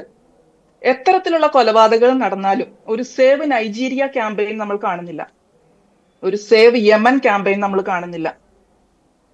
നമ്മൾ ആകെ കാണുന്നത് സേവ് ഗാസ ആണ്. ഇതാ ഈ അടുത്ത് അഫ്ഗാനിസ്ഥാനിലെ ഇന്റർനെറ്റ് നിരോധിച്ചു, ബാങ്കുകളൊക്കെ തകരാറിലായി. ആരെങ്കിലും അഫ്ഗാനിസ്ഥാന് വേണ്ടി എന്തുകൊണ്ട് അവർക്ക് പുറം ലോകവുമായി കോണ്ടാക്ടിന് സാധിക്കുന്നില്ല എന്ന് സേവ് അഫ്ഗാനിസ്ഥാൻ എന്നൊരു ക്യാമ്പയിൻ തുടങ്ങിയോ? ഇല്ല. സേവ് ഗാസ എന്ന ക്യാമ്പയിൻ തുടങ്ങുന്നതിന്റെ പ്രധാനപ്പെട്ട ഉദ്ദേശം മുലപ്പാലിനൊപ്പം ജൂതനെ കൊല്ലുക എന്ന് പറഞ്ഞു വളർത്തുന്ന ആ നയത്തിന്റെ ബാക്കി ഭാഗമാണ് നമ്മൾ ഈ കാണുന്ന സേവ് ഗാസ. ഗാസയിൽ വളരുന്ന ജനിച്ചു വീഴുന്ന ഓരോ കുഞ്ഞും സ്വന്തം അമ്മയുടെ പാലിനൊപ്പം ജൂതനെ കൊല്ലുക എന്ന ആഹ്വാനവും കേട്ടാണ് വളരുന്നത്. അതിന്റെ അനുയായികൾ, ആ ഹമാസ് എന്ന തീവ്രവാദ സംഘടനയുടെ അനുയായികൾ ഇപ്പോൾ കേരളത്തിൽ വളരെയധികം ശക്തി പ്രാപിച്ചിട്ടുണ്ട്, മറ്റെല്ലാ രാജ്യങ്ങളിലും തന്നെയുണ്ട്. ഇവർക്ക് കൃത്യമായ ഒരു അജണ്ടയുണ്ട്. ജൂതനാണ് എതിരാളി എങ്കിൽ അവനെ എതിർക്കുക. സ്വന്തം മതക്കാരെ കൊല്ലുകയോ ക്രിസ്ത്യാനികളെ കൊല്ലുകയോ ഇതൊന്നും അവരെ ഒന്നും രക്ഷിക്കുകയോ അവർക്ക് വേണ്ടി സംസാരിക്കുകയോ അവർക്ക് വേണ്ടി സഹായവുമായി കപ്പലിൽ പുറപ്പെടുകയോ ഒന്നും തന്നെ ചെയ്യേണ്ടതില്ല. ഇപ്പോൾ സുമുദ് ഫ്ലോട്ടില എന്താണ് സംഭവിച്ചത്? അതൊരു ഷോ ഓഫ് ആണ്. അവർക്ക് വ്യക്തമായിട്ട് അറിയാം, ഇന്റർനാഷണൽ വാട്ടേഴ്സ് കടന്ന് ഇസ്രായേൽ ടെറിട്ടറിയിലേക്ക് വന്നാൽ തീർച്ചയായും IDF അവരെ അറസ്റ്റ് ചെയ്യും. ലോകത്തിന് മുൻപിൽ അവർക്ക് കാണിക്കാൻ ഒരു ഷോ, അത്രയേ ഉള്ളൂ. അതിനുള്ളിൽ, ആ കപ്പലിനുള്ളിൽ ആക്ച്വലി ലീഫ്ലെറ്റുകൾ ആയിരുന്നു എന്നാണ് ലേറ്റസ്റ്റ് ആയിട്ട് അറിയാൻ കഴിഞ്ഞത്. അതിൽ മറ്റു സഹായത്തിനുള്ള സംഭവങ്ങളൊന്നും തന്നെ ഉണ്ടായിരുന്നില്ല എന്നാണ് അറിഞ്ഞത്. അതിന്റെ വാസ്തവം എത്രമാത്രം ആയാലും വെറും ഷോ ഓഫും അവനവന്റെ സ്വസ്ഥമായ സ്വകാര്യമായ ഇടങ്ങളിൽ ഇരുന്നു കൊണ്ട് സേവ് ഗാസ. എന്താണ് ഇസ്രായേലിൽ സംഭവിക്കുന്നത്? ഇസ്രായേലിലെ കുഞ്ഞുങ്ങൾക്ക് പേരുകളില്ലേ? എന്തുകൊണ്ടാണ് അവരുടെ പേരുകൾ, ഇസ്രായേലിൽ കൊല്ലപ്പെട്ട ഒക്ടോബർ 7, 2023 കൊല്ലപ്പെട്ടതും ബന്ദികളാക്കപ്പെട്ടതുമായ ഇസ്രായേലിലെ ജൂതന്മാരുടെ കുഞ്ഞുങ്ങൾക്ക് പേരുകളില്ലേ? എന്തുകൊണ്ടാണ് ഒരാളും ആ കുഞ്ഞുങ്ങളുടെ പേരുകൾ പബ്ലിക്കായി ഒരു സ്ഥലത്ത് ഉറക്കെ പറയാത്തത്? എന്തുകൊണ്ടാണ് ഇസ്രായേലിൽ നിന്ന് ബന്ദികളാക്കി തട്ടിക്കൊണ്ടുപോയി ക്രൂരമായി പീഡിപ്പിക്കപ്പെട്ട് ലൈംഗിക അവയവങ്ങളിൽ നിന്ന് മുറിച്ചെടുക്കപ്പെട്ട് അതിന്റെ വീഡിയോകൾ പബ്ലിഷ് ചെയ്ത് പലതരത്തിലുള്ള പീഡനങ്ങൾ അനുഭവിച്ച പെൺകുട്ടികളുടെയും ആൺകുട്ടികളുടെയും പല പ്രായക്കാരുണ്ട്. അതിൽ 3 മാസം മുതൽ പൂർണ്ണ ഗർഭിണികൾ മുതൽ 3 മാസം 80-90 വയസ്സ് വരെയുള്ളവരുണ്ട്. എന്തുകൊണ്ടാണ് ഇവരുടെ പേരുകൾ കൂടി? ഇവരുടെ ജീവനല്ലേ? ഇവരുടെ ജീവനുകൾക്ക് മാനുഷിക പരിഗണന നൽകേണ്ടതില്ലേ? എന്തുകൊണ്ടാണ് ആ പേരുകൾ ആരും ഒരു പൊതുസ്ഥലത്ത് ഉറക്കെ പറഞ്ഞുകൊണ്ട് അവർക്ക് വേണ്ടി ഈ കഫിയൊക്കെ ധരിച്ച് വേദിയിൽ കയറി ഗാസയിലെ കുഞ്ഞുങ്ങളുടെ പേരുകൾ ഉള്ളതോ ഇല്ലാത്തതോ എങ്ങനെയാണെന്ന് നമുക്ക് ഇപ്പോഴും വ്യക്തതയില്ല. വിളിച്ചു പറയുന്നവർ എന്തുകൊണ്ടാണ് ഇസ്രായേലിലെ ജൂതന്റെ കുഞ്ഞുങ്ങളുടെ പേരുകളും വിളിച്ചു പറയാൻ തയ്യാറാവാത്തത്? അതായത് സേവ് ഗാസ ക്യാമ്പയിൻ എന്ന പേരിൽ ലോകത്തിന് മുൻപിൽ കാണിക്കാൻ ഒരു ഷോ ഓഫ്, അത്ര മാത്രമേ ഇതിലുള്ളൂ. അതിൽ മാനുഷികതയുടെ ഒരു തരത്തിലുള്ള വശങ്ങളും ഇല്ല എന്ന് തന്നെ വേണം പറയാനായിട്ട്. ഓക്കെ, പ്രത്യേകിച്ച് എനിക്ക് തോന്നുന്നു ലോകത്ത് എങ്ങുമില്ലാത്ത രീതിയിൽ കേരളത്തിലാണ് ഇത്തരത്തിലുള്ള ഐക്യദാർഢ്യ ക്യാമ്പയിനുകളൊക്കെ നടക്കുന്നത്. ഗൾഫ് രാജ്യങ്ങളിലൊന്നും ഈ ഇത്തരത്തിലുള്ള ക്യാമ്പയിനുകൾ നമുക്ക് കാണാൻ സാധിക്കുന്നില്ല. അപ്പോൾ ഇസ്രായേലിൽ ജോലി ചെയ്യുന്ന മലയാളി എന്ന നിലയിൽ അങ്ങയുടെ സമ്പാദ്യമൊക്കെ കേരളത്തിൻ്റെ വികസനത്തിന് വേണ്ടി കേരളത്തിലേക്ക് അങ്ങ് അയക്കുന്നുണ്ട്. അത് കേരളത്തിൻ്റെ സമ്പദ് വ്യവസ്ഥയ്ക്ക് അങ്ങ് ഉൾപ്പെടുന്ന മലയാളി സമൂഹം വലിയ രീതിയിലുള്ള ഒരു കോൺട്രിബ്യൂഷൻ നൽകുന്നുണ്ട്. പക്ഷേ നിങ്ങളെയൊന്നും പലപ്പോഴും ഇവിടുത്തെ ഭരണകൂടം കാണുന്നില്ല. പക്ഷേ അങ്ങ് അകലെ കിടക്കുന്ന പാലസ്തീനിലെ മലയാളം പോലും അറിയില്ലാത്ത ജനതയെ കാണാൻ ഇവിടെ ഭരണകൂടങ്ങൾക്ക് കണ്ണുണ്ട്, കാതുണ്ട്. അപ്പോൾ ആ ഒരു പ്രതിഭാസം അല്ലെങ്കിൽ ആ ഒരു മനോഭാവത്തെ ഇസ്രായേലിലെ മലയാളി സമൂഹം എങ്ങനെ നോക്കിക്കാണുന്നു, ശ്രീമതി ഡെയ്സി? അതായത് കേരളത്തിലെ ഗവൺമെന്റോ കേരളത്തിലെ മന്ത്രിമാരോ പലസ്തീൻ പ്രശ്നത്തിൽ ഇടപെട്ടാലോ ഇസ്രായേൽ ഗാസ പ്രശ്നത്തിലെ ഹമാസുമായുള്ള പ്രശ്നത്തിൽ ഇടപെട്ടാലും ഇടപെട്ടില്ലെങ്കിലും ഒന്നുമില്ല. ഇസ്രായേലോ ഹമാസോ ഇതെന്തെങ്കിലും തന്നെ അറിയുന്നുണ്ട് എന്ന് തോന്നുന്നില്ല. എന്നാൽ കേരളത്തിൽ നിന്ന് ഇസ്രായേലിലേക്ക് ജോലി ചെയ്യാൻ വേണ്ടി വന്ന് ഇവിടെ ജോലി ചെയ്തുകൊണ്ടിരിക്കുന്ന, കൃത്യമായ കണക്ക് അറിയില്ലെങ്കിലും ഒരു 8,000-ന് മേലെ, ചിലപ്പോൾ ഇപ്പൊ കൺസ്ട്രക്ഷൻ വർക്കേഴ്സ് എല്ലാവരും കൂടി ഒരു 10,000-ന് മേലെ എങ്കിലും ഉള്ള മലയാളികളിൽ ഒരാൾക്കെങ്കിലും ഇവിടെ സുഖമാണോ, നിങ്ങൾ എന്ത് ചെയ്യുന്നു, നിങ്ങൾ എങ്ങനെയാണ് ഇതിനെ അതിജീവിക്കുന്നത് എന്ന് അന്വേഷിക്കാൻ പ്രതിപക്ഷമാവട്ടെ ഭരണപക്ഷമാവട്ടെ മന്ത്രിമാരാവട്ടെ ആരും തന്നെ തയ്യാറായിട്ടില്ല എന്നത് ഇസ്രായേലിലെ എല്ലാ മലയാളികളുടെയും ഉള്ളിലെ നീറുന്ന ഒരു വേദനയാണ്. കാരണം ഗാസയിലെ കുഞ്ഞുങ്ങൾക്ക് വേണ്ടി അവർ കരയുമ്പോൾ സ്വന്തം പൗരന്മാർ സ്വന്തം രാജ്യത്ത് ആവശ്യത്തിന് നിലനിന്ന് പോകാനുള്ള സാഹചര്യം ഇല്ലാത്തത് കൊണ്ട് വിദേശത്തേക്ക് ജോലി തേടിപ്പോയി.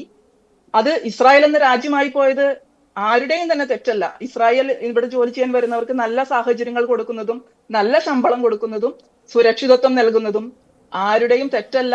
അത് നല്ലൊരു കാര്യമല്ലേ? എന്നാൽ നിങ്ങൾ മലയാളികളാണല്ലോ ഇവിടെ ജോലി ചെയ്യാൻ ചെന്നിട്ടുള്ളത്. നിങ്ങൾ എങ്ങനെ ഇരിക്കുന്നു? നിങ്ങൾക്കിതിൽ ഖത്തറിനെതിരെ ഒരു ആക്രമണം ഉണ്ടായ ഉടൻ ഇസ്രായേൽ ഖത്തറിനെ ആക്രമിച്ച ആ സംഭവത്തിൽ തന്നെ ഖത്തറിലെ മലയാളികൾ എന്ത് ചെയ്യുന്നു? എല്ലാവർക്കും സുരക്ഷിതരല്ലേ? അല്ല. ഇസ്രായേലിലെ മലയാളികൾ സുരക്ഷിതരാണോ എന്ന് ഒരിക്കൽ പോലും കേരള ഗവൺമെന്റ് അല്ലെങ്കിൽ അതിലെ ഏതെങ്കിലും ഒരു മന്ത്രി പോലും ചോദിക്കാൻ തയ്യാറായിട്ടില്ല എന്നത് വളരെ ഖേദകരമായ ഒരു വസ്തുതയാണെന്ന് മാത്രമേ പറയാനുള്ളൂ. തീർച്ചയായിട്ടും അതൊരു വോട്ട് ബാങ്ക് രാഷ്ട്രീയത്തിൻ്റെ, പ്രീണന രാഷ്ട്രീയത്തിൻ്റെ ഒരു ഭയാനകമായിട്ടുള്ള ഒരു വേർഷൻ എന്ന് തന്നെ നമുക്ക് വിശേഷിപ്പിക്കാൻ സാധിക്കും.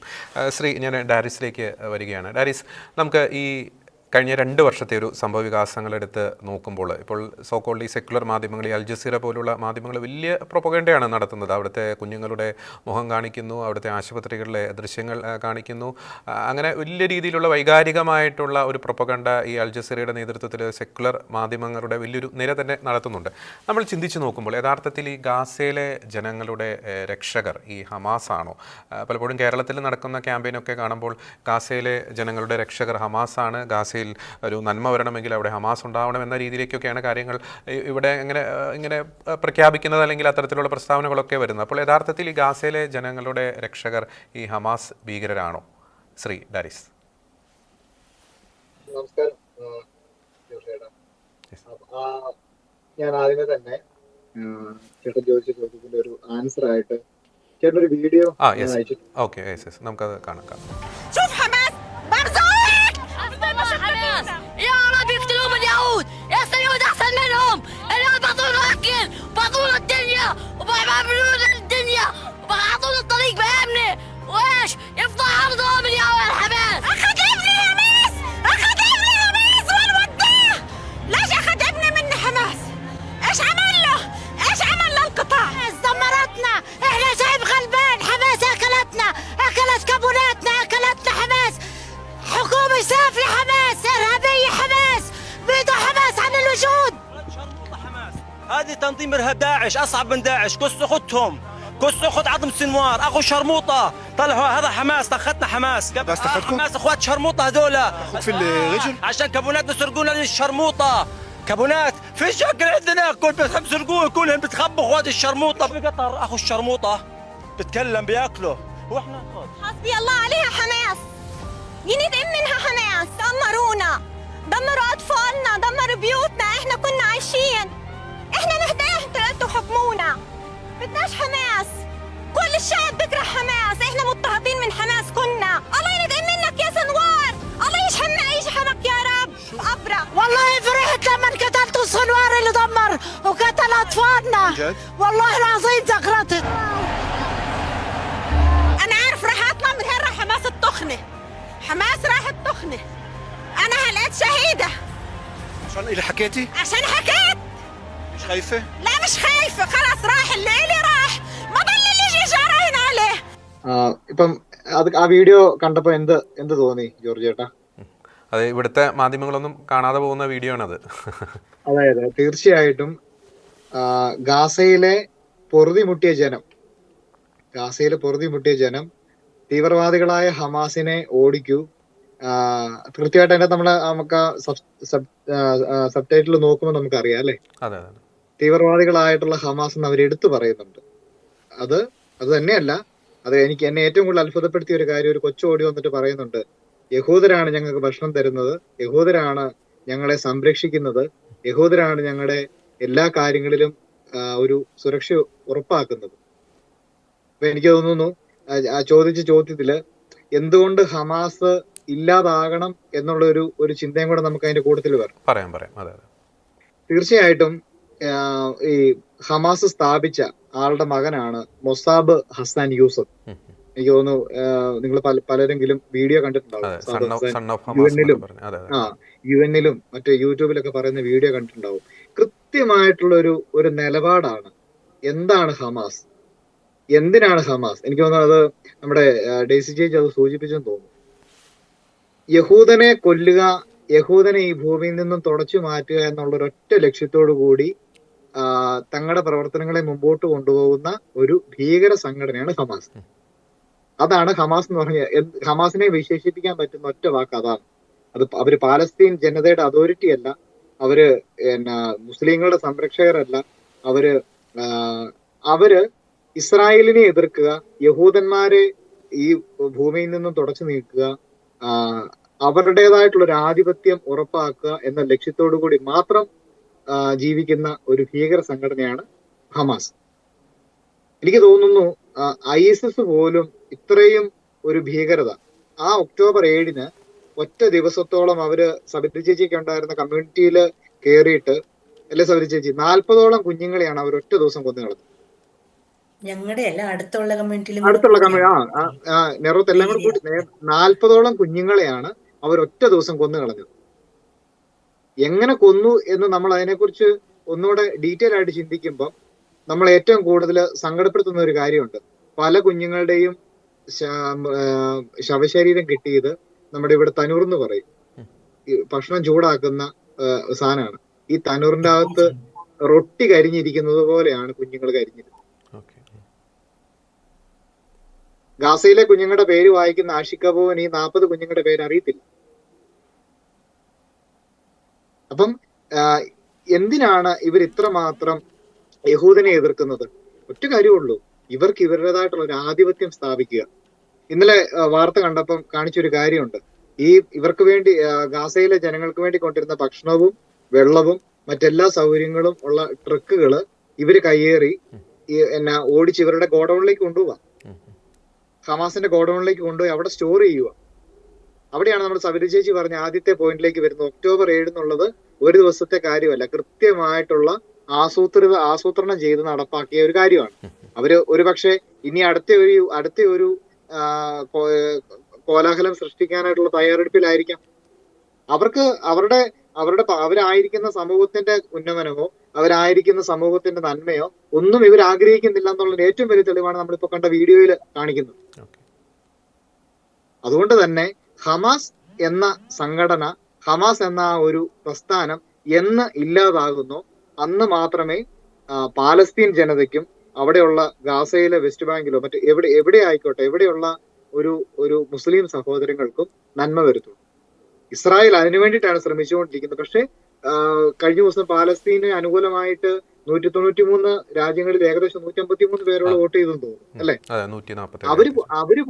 അവര് പോലും ഇതിന്റെ ഏറ്റവും പ്രധാനപ്പെട്ട ഈ ഒരു പോയിന്റിലേക്ക് എത്തി നിൽക്കുന്നില്ല. UN നിന്ന് കൊടുക്കുന്ന സഹായങ്ങള് അല്ലെങ്കിൽ മറ്റു സ്ഥലങ്ങളിൽ നിന്ന് കിട്ടുന്ന സഹായങ്ങൾ, ഇതെല്ലാം ഇവരുടെ ആവശ്യങ്ങൾ വിനിയോഗിക്കുന്നതിനും പിന്നെ വിലപേശാലോ, പിന്നെ ഇവർക്ക് കൃത്യമായിട്ടുള്ളൊരു സാഹചര്യം സൃഷ്ടിച്ചു കഴിഞ്ഞാലും ചേച്ചി പറഞ്ഞതുപോലെ 4 നിലയും 5 നിലയും അണ്ടർലേക്ക് ലിഫ്റ്റ് സൗകര്യം സഹിതം മറ്റേ കെട്ടിടങ്ങൾ പണിയണമെന്നുണ്ടെങ്കിലും മറ്റ് സ്റ്റോറേജുകൾ പണിയണമെന്നുണ്ടെങ്കിലും അത് സ്കൂളുകളുടെ ആയിക്കോട്ടെ അത് ഹോസ്പിറ്റലിന്റെ ആയിക്കോട്ടെ ഇതിന്റെ അടിയിലൊക്കെ കൃത്യമായിട്ടുള്ള പ്ലാനോട് കൂടി പണിയണമെന്നുണ്ടെങ്കിൽ ഇവർക്ക് ഫണ്ട് വേണം. ഈ ഫണ്ട് മൊത്തം പാലസ്തീൻ ജനതയ്ക്ക് പോകേണ്ട ഫണ്ട് ഇവര് അതോറിറ്റി അടിച്ചു മാറ്റി ഇവരുടേതായിട്ടുള്ള രീതിയിൽ എടുക്കുന്നു. അതാണ് ആദ്യം നമ്മൾ പറഞ്ഞ നമ്മുടെ മൊസാബ് ഹസൻ യൂസഫ് ഒക്കെ UN പറഞ്ഞത്. ഹമാസിനെ അവർ കൃത്യമായിട്ട് എതിർക്കുന്നു. ഹമാസ് ഞങ്ങൾക്ക് വേണ്ട, കൃത്യമായിട്ടുള്ള ഒരു നിലപാടാണ്. പക്ഷെ ഈ നിലപാടിന് അനുകൂലമായിട്ട് നിൽക്കാൻ പോലും ഇസ്രായേലിനെ ഒന്ന് സപ്പോർട്ട് ചെയ്യാൻ പോലും ഇസ്രായേൽ ഏറ്റെടുക്കുന്ന ഈ പദ്ധതികളിൽ ഒന്ന് കൈ കൊടുക്കാൻ പോലും ആരും തയ്യാറാകുന്നില്ല. അതിന്റെ കൃത്യമായിട്ടുള്ള ഡീമെറിറ്റും മെറിറ്റൊക്കെ അതൊരു പൊളിറ്റിക്കലി ഇതായതുകൊണ്ട് അത് ഡെയ്സിജി ഒക്കെ സംസാരിക്കുമെന്ന് എനിക്ക് തോന്നുന്നു. ഓക്കെ, ഒരു കാര്യം കൂടി എനിക്ക് തോന്നുന്നു ഡാരി സൂചിപ്പിക്കുക. അതായത് ഈ 2023 ഒക്ടോബർ 7 മുമ്പ് ഈ ഗാസയിൽ നിന്നും നിരവധി ജനങ്ങൾ അവരുടെ ദൈനംദിന അവരുടെ ജീവിത ചെലവിന് വേണ്ടിയിട്ട് അല്ലെങ്കിൽ ജോലിക്കൊക്കെ വേണ്ടിയിട്ട് ഇസ്രായേലിലേക്ക് വന്ന് പോയിക്കൊണ്ടിരുന്നു. അത് പലപ്പോഴും ലോകം വിസ്മരിക്കുന്ന ഒരു കാര്യമാണ്. ഇവർ തന്നെയാണ് ഈ പറയുന്നത് പോലെ കൃത്യമായിട്ടുള്ള ആ പ്രദേശങ്ങളുടെ മാപ്പും കാര്യങ്ങളൊക്കെ ഈ ഭീകരർക്ക് ഇവരിൽ പലരും ചോർത്തി കൊടുത്തത്. ആ കാര്യം കൂടി ഒന്ന് പരാമർശിക്കാമെന്ന് എനിക്ക് തോന്നുന്നു. ഡാരിസ്. തീർച്ചയായിട്ടും ചേട്ടാ, തീവ്രവാദികള് ആയിട്ടുള്ള ഒരു ആൾക്കാർ എല്ലായിടത്തും ഉണ്ട്. തീവ്രവാദികൾ എന്ന് പറഞ്ഞു കഴിഞ്ഞാല് ഞാനായിരിക്കുന്ന സമൂഹത്തില് അവരെന്താണോ ആഗ്രഹിക്കുന്നത് അതിനുവേണ്ടി പ്രവർത്തിക്കാനായിട്ട് ആഗ്രഹമുള്ള ഒരുപാട് ചെറുപ്പക്കാരുണ്ട്. പക്ഷെ ഹമാസ് അവരെ കൃത്യമായിട്ടുള്ള അജണ്ടയോടുകൂടി, ഇല്ലെങ്കിൽ അവരെ കൊന്നുകളയുമെന്നുള്ള ഭീഷണിയോടുകൂടി തന്നെ ഇസ്രായേലിലേക്ക് കയറ്റിവിട്ട് അവരുടെ കൃത്യമായിട്ടുള്ള വിവരങ്ങൾ ചോർത്തുന്ന സാഹചര്യങ്ങൾ ഉണ്ടായിട്ടുണ്ട്. അതിന്റെ ഏറ്റവും അടുത്തൊരു ഉദാഹരണമാണ് കഴിഞ്ഞ മാസം ഇവിടെ അടുത്ത് ജെറുസലേമില് വെടിവെപ്പ് നടന്നത്. ബസ് സ്റ്റേഷനിൽ വെടിവെപ്പ് നടന്നു. ഒരു മുസ്ലിം ആയിട്ടുള്ള 2 സഹോദരങ്ങൾ വന്ന് ബസ്സിൽ കയറി വെടിവെച്ചു. ഏകദേശം 7ഓളം പേര് മരിച്ചു. 2 പേര് അവരെ അന്നേരം തന്നെ പോലീസ് വെടിവെച്ച് കൊല്ലുകയും ചെയ്തു. ഇതേ സമയത്ത് നമ്മൾ ഓർക്കേണ്ട ഒരു കാര്യമുണ്ട്. ഈ ഇസ്രായേലില് എത്രയോ അറബ് മുസ്ലിം സഹോദരങ്ങള് ജോലി ചെയ്യുന്നു. എത്രയോ ആൾക്കാര് അന്നന്നത്തെ ആഹാരത്തിനായിട്ട് ബെത്ലഹേമി, വെസ്റ്റ് ബാങ്കിൽ നിന്നും പല സ്ഥലങ്ങളിലും വന്ന് ഇവിടെ ജോലി ചെയ്യുന്നു. ഇപ്പൊ ഞാൻ ജോലി ചെയ്യുന്ന ഈ നേഴ്സിംഗ് ഹോമില് ഏകദേശം 12 അറബ് സ്റ്റാഫ് ഉണ്ട്. ഇവർക്കൊക്കെ കൃത്യമായിട്ടുള്ള ഒരു നിലപാടുണ്ട്. ഇവരോട് സംസാരിക്കുമ്പോൾ നമുക്കറിയാൻ പറ്റും ഇവര് പൂർണ്ണമായിട്ട് ഇസ്രായേലിനെ സപ്പോർട്ട് ചെയ്യും. അങ്ങനെയാണെങ്കിൽ ഇവർക്ക് ഇവരുടെ സഹോദരങ്ങളല്ലേ ഗാസയിലും പാലസ്തീനിലും ഉള്ള ഹമാസിലൊക്കെ ഉള്ള ഇവര് സഹോദരങ്ങൾ, എന്തുകൊണ്ട് ഇവര് അനുകൂല നിലപാട് എടുക്കുന്നില്ല? കാരണം ഇവർക്ക് ഇവിടെ ജീവിക്കുന്ന അറബ് മുസ്ലിം സഹോദരങ്ങളോട് ചോദിച്ചിട്ട് വേണം കേരളത്തിലുള്ളവർ രാഷ്ട്രീയ നിലപാട് എടുക്കാനായിട്ട്. എനിക്ക് തോന്നുന്നു കൃത്യമായിട്ട് അവര് ഒരിക്കല് നമ്മുടെ റവന്യൂ മന്ത്രി അടക്കം ഇവിടെ വന്നിട്ട് കൃഷിയെ കുറിച്ച് പഠിക്കാനായിട്ട് വന്നു അല്ലേ? എനിക്ക് തോന്നുന്നു 2 മാസം ഇവിടെ വന്നിട്ട് ഗാസയെ കുറിച്ചും പാലസ്തീനെ കുറിച്ചും ഇവിടെ ജീവിക്കുന്ന അറബ് മുസ്ലിം സഹോദരങ്ങളോട് ഒരു സ്റ്റഡി ഫോറം നടത്തി ചോദിക്കണം, എന്താണ് അവിടെ സംഭവിക്കുന്നത്, യഥാർത്ഥത്തിൽ എന്താണ് നടക്കുന്നത്. ഇവിടെയൊക്കെ നമ്മുടെ ഇസ്രായേലിലെ ഹോസ്പിറ്റലുകൾ, ഇസ്രായേലിലെ സ്കൂളുകൾ, കുപ്പത്ത് ഹോളിം എന്ന് പറയുന്ന ചെറിയ സർക്കാർ ആശുപത്രികളൊക്കെ ഉണ്ട്. ഇവിടെയൊക്കെ പകുതിയിലേറെ സ്റ്റാഫുകള് മുസ്ലിം സഹോദരങ്ങളാണ്.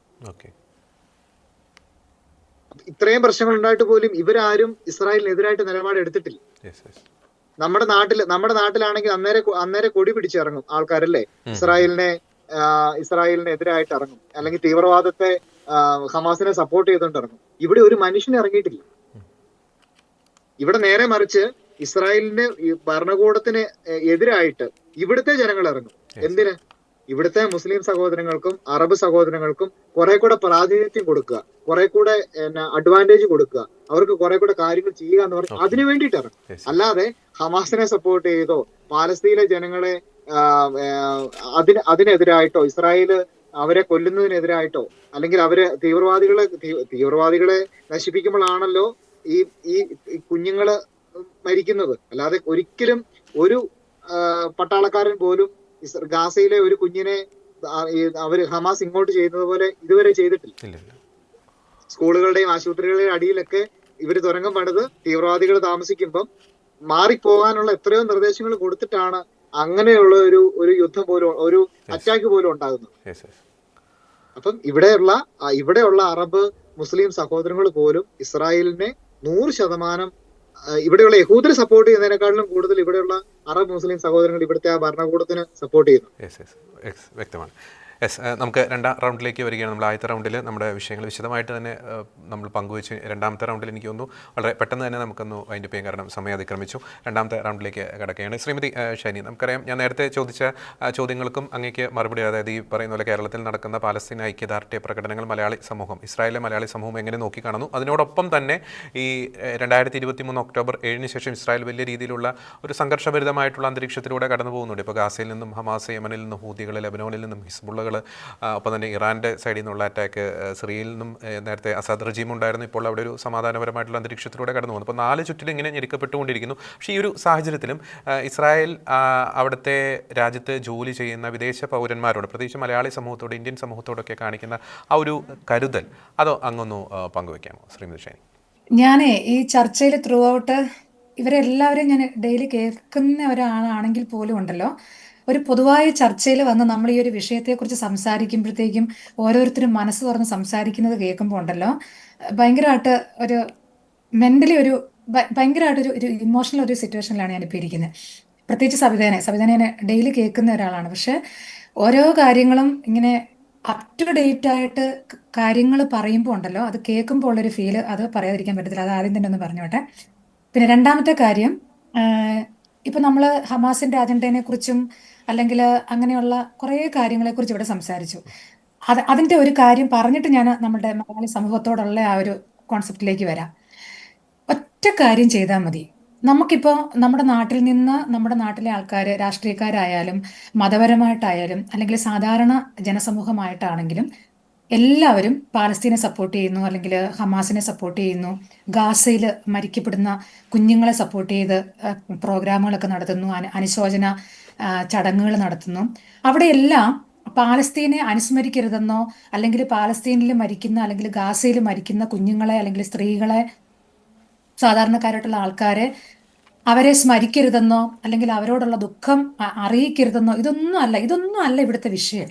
അവരെ സപ്പോർട്ട് ചെയ്യുന്നോ അല്ലെങ്കിൽ അവരെ മാത്രം എന്തുകൊണ്ട് കോൺസെൻട്രേറ്റ് ചെയ്യുന്നു, അതാണ് നമ്മൾ മെയിനായിട്ട് നമ്മൾ ചിന്തിക്കേണ്ടത്. ഈ മനുഷ്യനെന്ന് പറയുന്നത് രണ്ട് ഭാഗമുണ്ട്. ഈ രണ്ട് ഭാഗത്തുമുള്ള മനുഷ്യർക്ക് ജീവിക്കാനുള്ള സ്വാതന്ത്ര്യമുണ്ട്. ജൂതനായാലും മുസ്ലിം ആയാലും ക്രിസ്ത്യൻ ആയാലും ഏത് മതസമൂഹമായാലും എല്ലാവർക്കും ഈ ഭൂമിയിൽ ജീവിക്കാൻ അവകാശ സ്വാതന്ത്ര്യമുള്ള ഒരു സമൂഹമാണ് മനുഷ്യനെന്ന് പറയുന്നത്, അല്ലേ? അപ്പോൾ നമ്മുടെ നാട്ടില് മതപരമായിട്ടാണെങ്കിലും രാഷ്ട്രീയപരമായിട്ടാണെങ്കിലും അല്ലാതെയാണെങ്കിലും പാലസ്തീനെ മാത്രം സപ്പോർട്ട് ചെയ്തിട്ട് പാലസ്തീനിൽ മരിച്ചു വീഴുന്ന കുഞ്ഞുങ്ങളെ മാത്രം സ്മരിക്കുന്നു, പാലസ്തീനിൽ മരിച്ചു വീഴുന്ന സ്ത്രീകളെ മാത്രം സ്മരിക്കുന്നു. അതേസമയം അതേപോലെ തന്നെ അതിലും ക്രൂരതയായിട്ട് ഇവിടെ ഇസ്രായേലിൽ മരിക്കപ്പെടുന്ന ആൾക്കാരെ വിസ്മരിക്കുന്നു. അതാണ് നമ്മൾ ചർച്ച ചെയ്യേണ്ട വിഷയം. അതെന്തുകൊണ്ടാണ് സംഭവിക്കുന്നത്? ഓക്കെ, അതാണ് നമ്മൾ ഏറ്റവും മെയിനായിട്ട് നമ്മൾ ചിന്തിക്കേണ്ടത്. നമ്മൾക്കല്ലാതെ പാലസ്തീനിൽ മരിക്കുന്ന കുഞ്ഞുങ്ങളെയോ അല്ലെങ്കിൽ മനുഷ്യരിലേക്കോ നമ്മൾ നോക്കുന്നില്ലെന്നോ നമ്മളുടെ ഹൃദയം അവരുടെ കൂടെ അല്ലെന്നോ ഒന്നും അല്ല ഇതിൻ്റെ അർത്ഥം. എന്തുകൊണ്ട് ആ ഒരു പോയിന്റിലേക്ക് മാത്രം നമ്മളുടെ കണ്ണ് പോകുന്നു, നമ്മളുടെ കേരളത്തിൻ്റെ രാഷ്ട്രീയത്തിൻ്റെ അല്ലെങ്കിൽ ജനസമൂഹത്തിൻ്റെ കണ്ണ് പോകുന്നു എന്നുള്ളത് മാത്രമാണ്. അത് വോട്ട് രാഷ്ട്രീയം മാത്രമാണ്, അല്ലാതെ വേറെ ഒന്നും അതിനകത്ത് പറയാനില്ല. പിന്നെ എന്നോട് ചോദിച്ച ചോദ്യത്തിൻ്റെ ഒരു ഉത്തരം, ഇസ്രായേലിൽ ജോലി ചെയ്യുന്ന മലയാളി സമൂഹത്തിന് അല്ലെങ്കിൽ ഇന്ത്യൻ സമൂഹത്തിന് അല്ലെങ്കിൽ ഇസ്രായേലിൽ നിന്ന് പുറത്തു നിന്നുള്ള മറ്റു രാജ്യങ്ങളിൽ നിന്നുള്ള ആൾക്കാരോടുള്ള ഈ ഒരു രാജ്യത്തിൻ്റെ അല്ലെങ്കിൽ ഈ ഒരു ഗവൺമെന്റിന്റെ സമീപനം, ഞങ്ങളെല്ലാവരും ഈ യുദ്ധം തുടങ്ങിയപ്പോൾ തൊട്ട് ഇപ്പം ഈ യുദ്ധം ഒക്ടോബർ 7 തുടങ്ങിയ യുദ്ധം മാത്രമല്ല, ഇതിനു മുമ്പും യുദ്ധങ്ങൾ ഉണ്ടായിട്ടുണ്ട്. വർഷങ്ങളായിട്ട് പല യുദ്ധങ്ങളിലൂടെ കടന്നുപോയ ഒരു രാജ്യമാണ് ഇസ്രായേൽ. ഈ വർഷങ്ങളായിട്ട്, ഇത്രയും വർഷങ്ങളായിട്ടും ഇവിടെ ജോലി ചെയ്യുന്ന ആൾക്കാരാണ് ഞങ്ങൾ.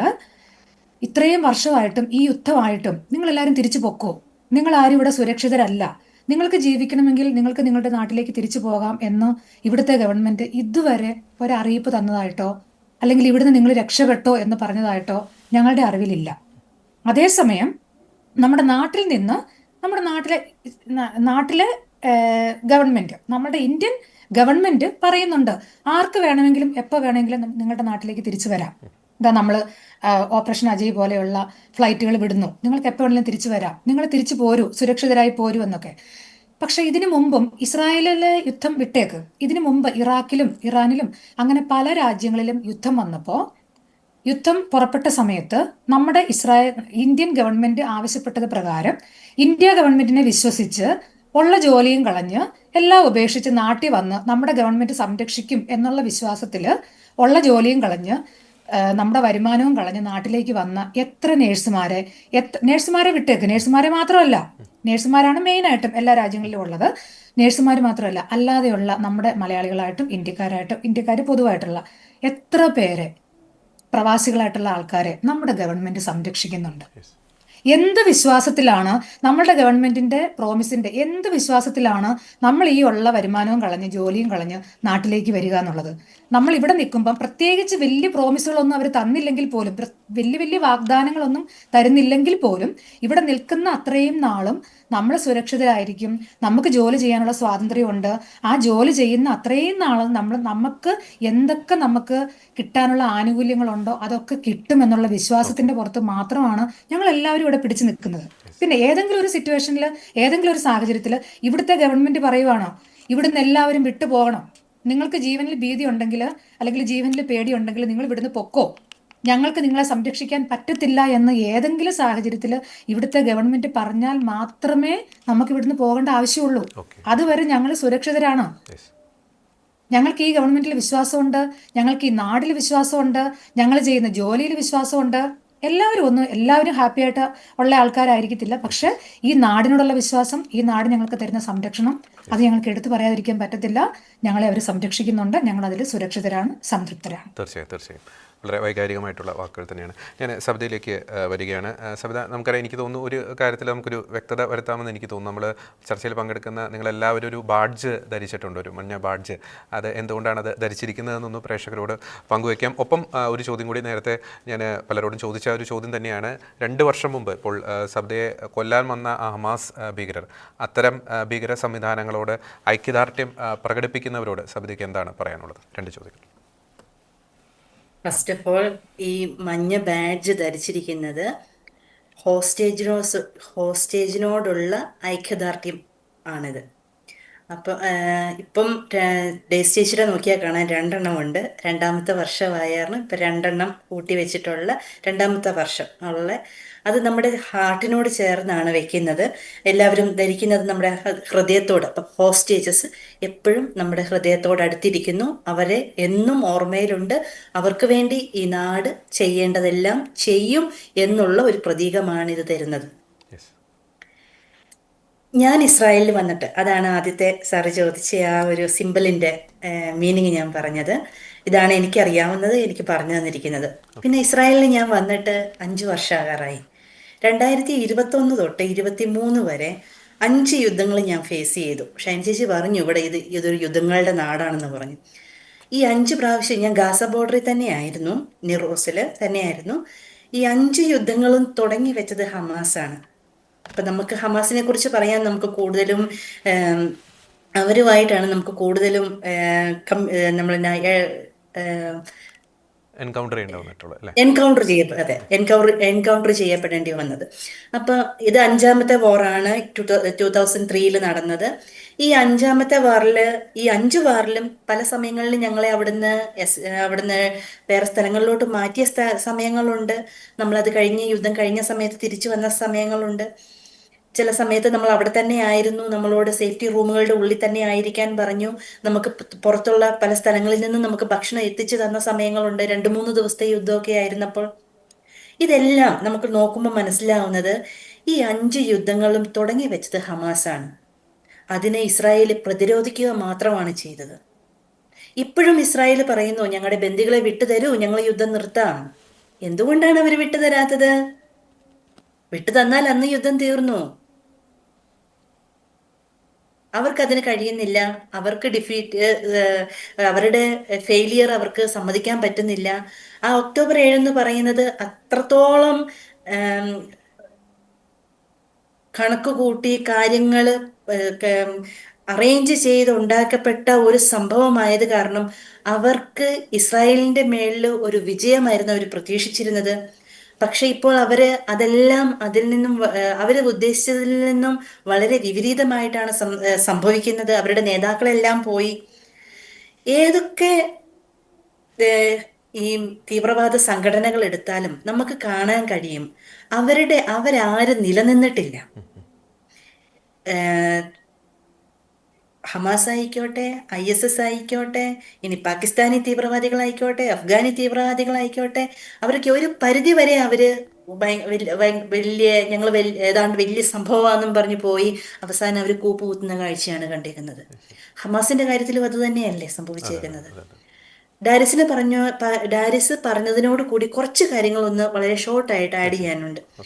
ഇവിടെ ഇസ്രായേലിൽ നിന്ന് ഹമാസിനല്ല ഗാസയിലെ ജനങ്ങൾക്ക് വേണ്ടിയിട്ട് സാധനങ്ങൾ ലോറികളിൽ അട്ടിയിട്ട് നിരത്തിയിട്ടേക്കണ നമുക്ക് കാണാൻ കഴിയുന്ന ഒരു കാഴ്ചയാണ്. അത് IDF സോൾജിയേഴ്സിന് അത് നേരിട്ട് ജനങ്ങൾക്ക് കൊടുക്കണമെന്ന് ആഗ്രഹമുണ്ട്. പക്ഷേ ഈ ഹമാസ് ആണ് ഇതിന് സമ്മതിക്കാത്തത്. ഇവര് എത്രത്തോളം നമ്മുടെ ഇസ്രായേൽ സോൾജിയേഴ്സിനാണെങ്കിലും ഇസ്രായേൽ റെപ്രസെന്റേറ്റീവ്സിനാണെങ്കിലും നേരിട്ട് ചെല്ലാൻ ഒരു പരിധിയുണ്ട്. എന്നാൽ ഗാസയിലുള്ള ജനങ്ങളെ അവരിങ്ങോട്ട് വിടത്തില്ല. അതിനു മുമ്പിൽ ആരെങ്കിലും അതിന് തുനിഞ്ഞാല് അതിന് ഹമാസ് അവരെ വെടിവെച്ച് കൊല്ലുകയാണ് ചെയ്യുന്നത്. ഈ കഴിഞ്ഞ ആഴ്ച നമ്മൾ കണ്ടു കുറച്ച് യൂത്ത് ആൾക്കാരെ അവർ പൊതുസമൂഹത്തിന് മുമ്പിലിട്ടാണ് കൊന്നത്. എന്തിനാണ്? ഇസ്രായേലിനെ സപ്പോർട്ട് ചെയ്തിട്ട്. അവർ ഒരിക്കലും അത് ആഗ്രഹിക്കുന്നില്ല. ഇപ്പോഴത്തെ ഈ കഴിഞ്ഞ ആഴ്ച, വീണ്ടും ഞാൻ പറയാം, കഴിഞ്ഞ ആഴ്ച യൂനിൽ നടന്ന സമ്മേളനത്തില് ആ സമയത്ത് പലസ്തീൻ്റെ പ്രസിഡന്റ് പുള്ളിക്കാരൻ്റെ പ്രസംഗത്തിൽ പറഞ്ഞു, ഞങ്ങൾക്ക് പാലസ്തീൻ എന്ന് പറയുന്ന ഒരു രാജ്യം വേണ്ട, ഞങ്ങൾക്ക് സമാധാനമാണ് വേണ്ടത്. എന്നിട്ട് പോലും നമ്മുടെ നാട്ടിലെ ആൾക്കാര് പലസ്തീൻ വേണം പലസ്തീൻ വേണം എന്നും പറഞ്ഞുകൊണ്ട് എന്തിനു കരയുന്നു എന്ന് എനിക്ക് മനസ്സിലാകുന്നില്ല. കാരണം അവിടുത്തെ ജനങ്ങൾക്കും ഇത് അനുഭവിക്കുന്ന ആൾക്കാർക്കും അങ്ങനെ ഒരു കാര്യം വേണ്ട. ശരിക്കും പാലസ്തീൻ എന്ന് പറയുന്ന ഒരു രാജ്യം, ഫിലിസ്തീയ എന്ന് പറയുന്ന ഒരു രാജ്യത്തെ ബ്രിട്ടീഷുകാര് ഇസ്രായേൽ ഭരിച്ചുകൊണ്ടിരുന്ന സമയത്ത് വിളിച്ചതാണ് പാലസ്തീൻ എന്ന്. ആ പാലസ്തീനിൽ നിന്നാണ് പാലസ്തീൻ എന്ന ഒരു രാജ്യം ഇതുവരെ ഒരു കാലഘട്ടത്തിലും ലോകത്തിലെ ഹിസ്റ്ററിയിലൂടെ കടന്നു പോകുവാണെങ്കിൽ പാലസ്തീൻ എന്ന് പറയുന്ന ഒരു രാജ്യമില്ല. പക്ഷെ അത് വേണമെന്ന് എന്തുകൊണ്ട് ആൾക്കാർ മുറവിളി കൂട്ടുന്നു? എസ്പെഷ്യലി നമ്മുടെ മലയാളികളായ ജിഹാദികൾ, ഞാൻ വേണമെങ്കിൽ അങ്ങനെ പറയാം, മലയാളികളായ ജിഹാദികൾ. അതിനുള്ള ഒരു കാര്യം എനിക്ക് മുൻപോട്ട് വെക്കാനുള്ളത്, നമ്മളുടെ സമൂഹത്തില്, ക്രിസ്ത്യൻ സമൂഹത്തില്, ഇനി ഞാൻ പറയാം, ഞാനൊരു ക്രിസ്ത്യാനിയാണ്, നമ്മുടെ ക്രിസ്ത്യൻ സമൂഹത്തില് ധാരാളം അച്ഛന്മാരും കന്യാസ്ത്രീകളും ഇതിന് പ്രാപ്തരായവരുണ്ട്. അവര് പൊളിറ്റിക്സിലോട്ട് കടന്നു വരണം. അവര് പൊളിറ്റിക്സിലോട്ട് കടന്നു വന്നിട്ടുണ്ടെങ്കിൽ, നമുക്ക് നല്ല ലീഡേഴ്സ് മുമ്പിൽ നിൽക്കാനുണ്ടെങ്കിൽ അതിന് പുറകെ നമ്മളുണ്ടാകും, ജനം ഉണ്ടാകും. അങ്ങനെ ഒരു നാളെ വന്നാൽ നമുക്ക് നല്ലൊരു കേരളത്തെ വാർത്തെടുക്കാൻ കഴിയും. നമുക്കൊരു ലീഡർ ഇല്ലാത്തതാണ് എല്ലാത്തിൻ്റെയും പ്രശ്നം. തീർച്ചയായും വ്യക്തമാണ്. സമയപരിമിതി ഉണ്ടെങ്കിലും ഞാൻ ശ്രീമതി ഡേസിയിലേക്കും ഡാരിസിലേക്കും വളരെ പെട്ടെന്ന് വരികയാണ്. ശ്രീമതി ഡേസി, നമ്മൾ 2 പോയിന്റ് കൂടി ഒന്ന് ചർച്ച ചെയ്യേണ്ടിയിരിക്കുന്നു. പ്രത്യേകിച്ച് നിലവിൽ ഇസ്രായേലിലെ അതിർത്തി മേഖലകളിൽ നടക്കുന്ന ഒരു സംഘർഷഭരിതമായിട്ടുള്ള സാഹചര്യത്തെക്കുറിച്ചുള്ളൊരു അപ്ഡേഷൻ, പ്രത്യേകിച്ച് ലെബനോനുമായിട്ട് ബന്ധപ്പെട്ട് അതിർത്തി, സിറിയ, ഒപ്പം തന്നെ ഈ പറയുന്ന ഗാസ, യഹൂദികളുടെ ഭാഗത്തു നിന്നുള്ള അറ്റാക്ക്. മറ്റൊരു പ്രധാനപ്പെട്ട ഒരു കാര്യം കൂടിയാണ് നമ്മൾ ഈ ചർച്ച ചെയ്യുന്ന ഘട്ടത്തിൽ തന്നെ വളരെ പ്രധാനപ്പെട്ട ഒരു അപ്ഡേഷനും വന്നിട്ടുണ്ട്. ഈ ഹമാസ് ട്രംപിൻ്റെ പദ്ധതി ഭാഗികമായി അംഗീകരിച്ചിരിക്കുന്നു, ബന്ദികളെ വിട്ടുകൊടുക്കും എന്ന രീതിയിലുള്ള ഒരു പ്രസ്ഥാനം ഹമാസിൻ്റെ ഭാഗത്തു നിന്ന് ഉണ്ടാകുന്നു. അതോടുകൂടി കാര്യങ്ങൾക്കെല്ലാം തീരുമാനമാകും. മാത്രമല്ല വളരെ പ്രധാനപ്പെട്ട ഒരു കാര്യമുണ്ട്, അവർ ആയുധം താഴെ വെക്കാനുള്ള ആ ഒരു നിബന്ധനയിൽ ഒപ്പിടില്ല എന്നൊരു കാര്യം കൂടി പറഞ്ഞിട്ടുണ്ട്. അപ്പോൾ നിലവിൽ ഇത്തരത്തിൽ ഹമാസ് ഒരു നിലപാടെടുത്തു കഴിഞ്ഞാൽ മധ്യപൂർവേഷ്യയുടെ ഒരു അവസ്ഥ എന്തായിരിക്കും? ചുരുങ്ങിയ വാക്കുകളിൽ ശ്രീമതി ഡേസി. ഓക്കെ, ഞാൻ സബിതയോട് ചോദിച്ച ഒരു ചോദ്യം എന്ന് പറയാം. ഈ ലോഗോ ഒക്ടോബർ 7, 2023 ശേഷം ഒരു മഞ്ഞ റിബൺ ഇതേ ഷേപ്പില്, അത് ഒരു ലോഗോ, അതിന് മോട്ടോ ഉണ്ട്, ലക്ഷ്യമുണ്ട്, bring them back home now, അവരെ ഇപ്പോൾ തിരിച്ചു കൊണ്ടുവരണം, ഇവിടെ നിന്ന് പിടിച്ചു കൊണ്ടുപോയവരെ. അതുപോലെ തന്നെ ഹീബ്രുവില് അത് ഹാ ലെവ് ഷല്ലാനു ബെ ആസ, ഞങ്ങളുടെ ഹൃദയങ്ങൾ ഗാസയിലാണ് എന്ന് മറ്റൊരു വാചകവും. ഇസ്രായേലിൽ എവിടെ നോക്കിയാലും നിങ്ങൾക്ക് അത് കാണാൻ സാധിക്കും. ഒപ്പം തന്നെ ഒരു മഞ്ഞ കസേര, ഇപ്പൊ ശാപത്തിന് ഭക്ഷണം കഴിക്കുന്ന ഒരു ടേബിളിന് അറൗണ്ട് ഇരിക്കുമ്പം ഒരു മഞ്ഞ ഒഴിഞ്ഞ കസേര ആ ബന്ദിക്ക് വേണ്ടി എന്ന രീതിയിൽ അവിടെ കാണും. അതുപോലെ ഞങ്ങളുടെ കിബൂട്സിന്റെ എൻട്രൻസിൽ ഒരു റൗണ്ട് അബൌട്ട് ഉണ്ട്, അവിടെയും ഒരു മഞ്ഞ കസേര സ്ഥാപിച്ചിട്ടുണ്ട്. തിരിച്ചു വന്നാൽ ഞങ്ങളുടെ സഹോദരങ്ങൾക്ക് ഇരിക്കാനുള്ളത് എന്ന നിലയിൽ എല്ലായിടത്തും തന്നെ ഉണ്ട്. അത് അങ്ങനെയാണ് ആ കാര്യം. പിന്നെ അതിർത്തികൾ എല്ലാം തന്നെ പൊതുവെ ശാന്തമാണ്. ഇവിടെ ഇപ്പൊ നോർത്തേൺ ബോർഡർ, ലെബനൻ ബോർഡറിലാണ് ഞാനുള്ളത്. ഇവിടെ നിന്ന് ആ യുദ്ധം തുടങ്ങിയ സമയത്ത് ഒരുപാട് പേരെ, 30,000-ന് മേലെ ആളുകളെ ഒഴിപ്പിച്ചിരുന്നു കിബൂട്സുകളിൽ നിന്നും വില്ലേജുകളിൽ നിന്നുമായിട്ട്. ഏകദേശം 80-85% പേരും തന്നെ തിരിച്ചു വന്നു കഴിഞ്ഞു. ഹിസ്ബുള്ളയുടെ ഭാഗത്ത് നിന്ന് പ്രത്യേകിച്ച് ഇപ്പോൾ ഇഷ്യൂ ഒന്നുമില്ല. അതുപോലെ വടക്ക് കിഴക്ക് നമ്മുടെ സിറിയ ബോർഡറിൽ ഇഷ്യൂ ഒന്നുമില്ല. പിന്നെ ഉള്ളത് ജോർദാൻ, ഈജിപ്ത്, 2 സ്ഥലത്തും അനക്കമൊന്നുമില്ല. പൊതുവെ ശാന്തമാണ്. ഇസ്രായേലിലെ ജനജീവിതം എങ്ങനെയായിരുന്നു അതുപോലെ ഈ ബന്ദികളുടെ കാര്യവും ഗാസയിൽ ഇങ്ങനെ ഒരു ഇഷ്യൂ നടക്കുന്നുണ്ട് എന്നുള്ള ആ ചെറിയ നീറ്റലും ഒഴിച്ചാൽ ബാക്കി ജനജീവിതം എല്ലാം ശാന്തമാണ്, അതിർത്തികളും ശാന്തമാണ്.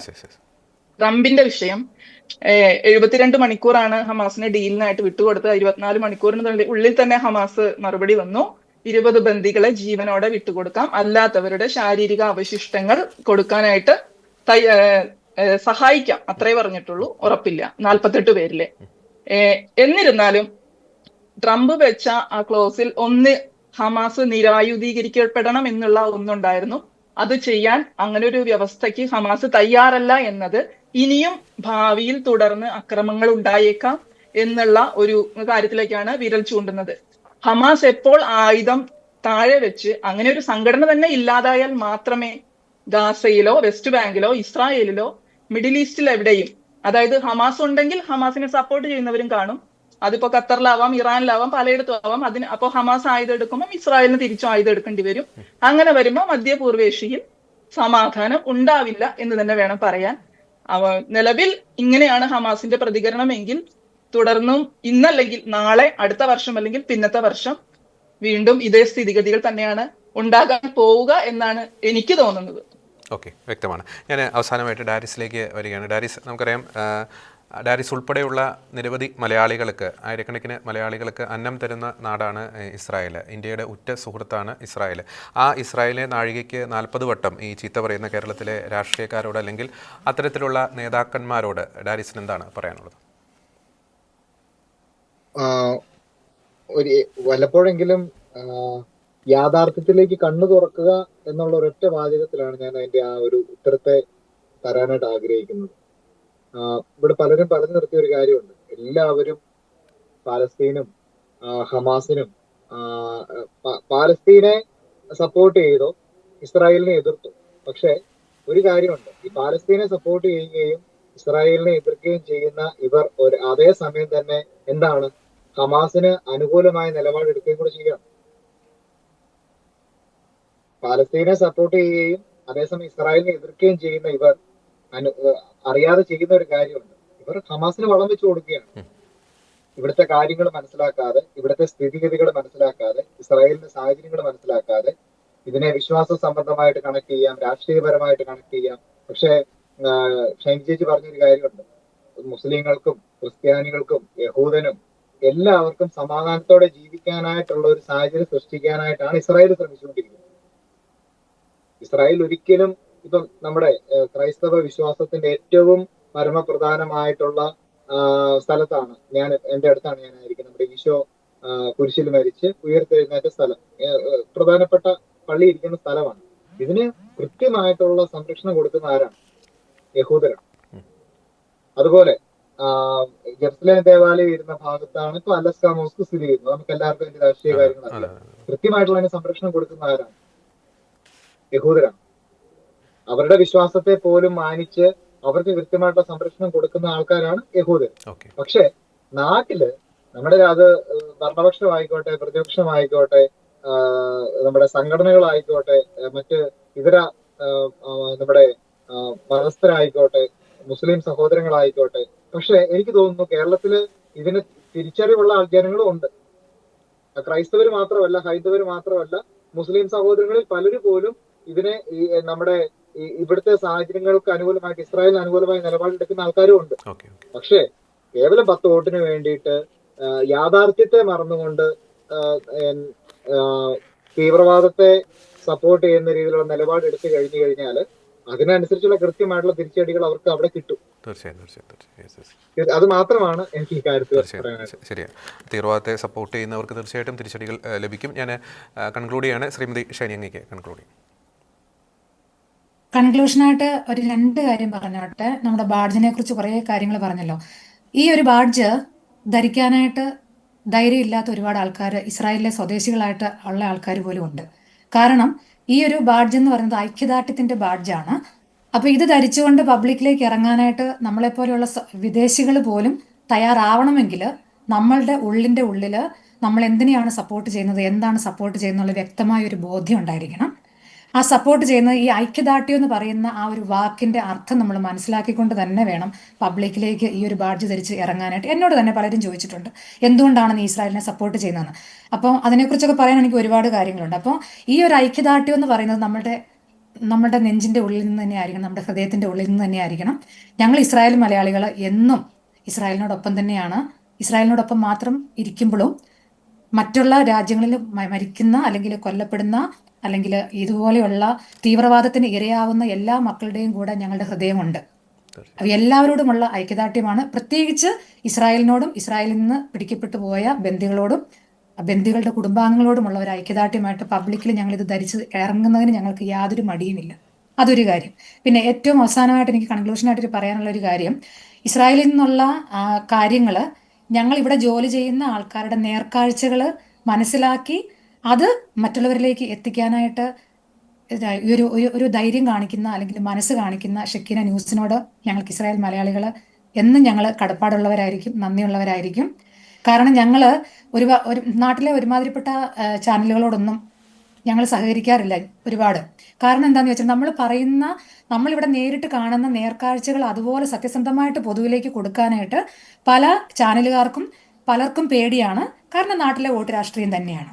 അപ്പോൾ അതൊക്കെ മാറ്റി നിർത്തിയിട്ട് നന്മയ്ക്കും സത്യത്തിനും നീതിക്കും ഒത്തു നിൽക്കുന്ന ഷെക്കീന ന്യൂസിനോട് എന്നും ഞങ്ങൾക്ക് നന്ദിയുണ്ട്, എന്നും കടപ്പാടുണ്ട്. Thank you so much. നല്ല വാക്കുകൾക്ക് നന്ദി ശ്രീമതി ഷൈനി. ഒപ്പം തന്നെ ഭീകരതയ്ക്കെതിരെ ഇസ്രായേൽ നടത്തുന്ന എല്ലാ പോരാട്ടത്തിനും ഐക്യദാർഢ്യം അറിയിക്കുകയാണ്. ഇസ്രായേലിലെ മലയാളി സമൂഹത്തിന് എല്ലാ പിന്തുണയും ഐക്യദാർഢ്യം അറിയിക്കുകയാണ്. ഇസ്ലാമിക ഭീകരതയെ, ഇസ്ലാമിക തീവ്രവാദത്തെ ഭൂമുഖത്ത് നിന്ന് തുടച്ചു നീക്കുവാൻ, ഹമാസിനെ ഭൂമുഖത്ത് നിന്ന് തുടച്ചു നീക്കുവാൻ ഇസ്രായേലിന് സാധിക്കട്ടെ എന്ന് ആശംസിക്കുന്നു. ഇന്ന് ഈ ചർച്ചയിൽ വളരെ സജീവമായി പങ്കെടുത്ത്, എനിക്ക് തിരക്കുകളുള്ള ഒരു സാഹചര്യമാണ്, പക്ഷേ എങ്കിൽ പോലും വളരെ സജീവമായിട്ട് ഇത്ര ദീർഘനേരം ചർച്ചയിൽ പങ്കെടുത്ത ശ്രീമതി ഷൈനി, ഒപ്പം തന്നെ ശ്രീമതി സബിത, ഒപ്പം തന്നെ ശ്രീമതി ഡെയ്സി, ഒപ്പം തന്നെ ഡാരിസ്, 4 പേർക്കും നന്ദി.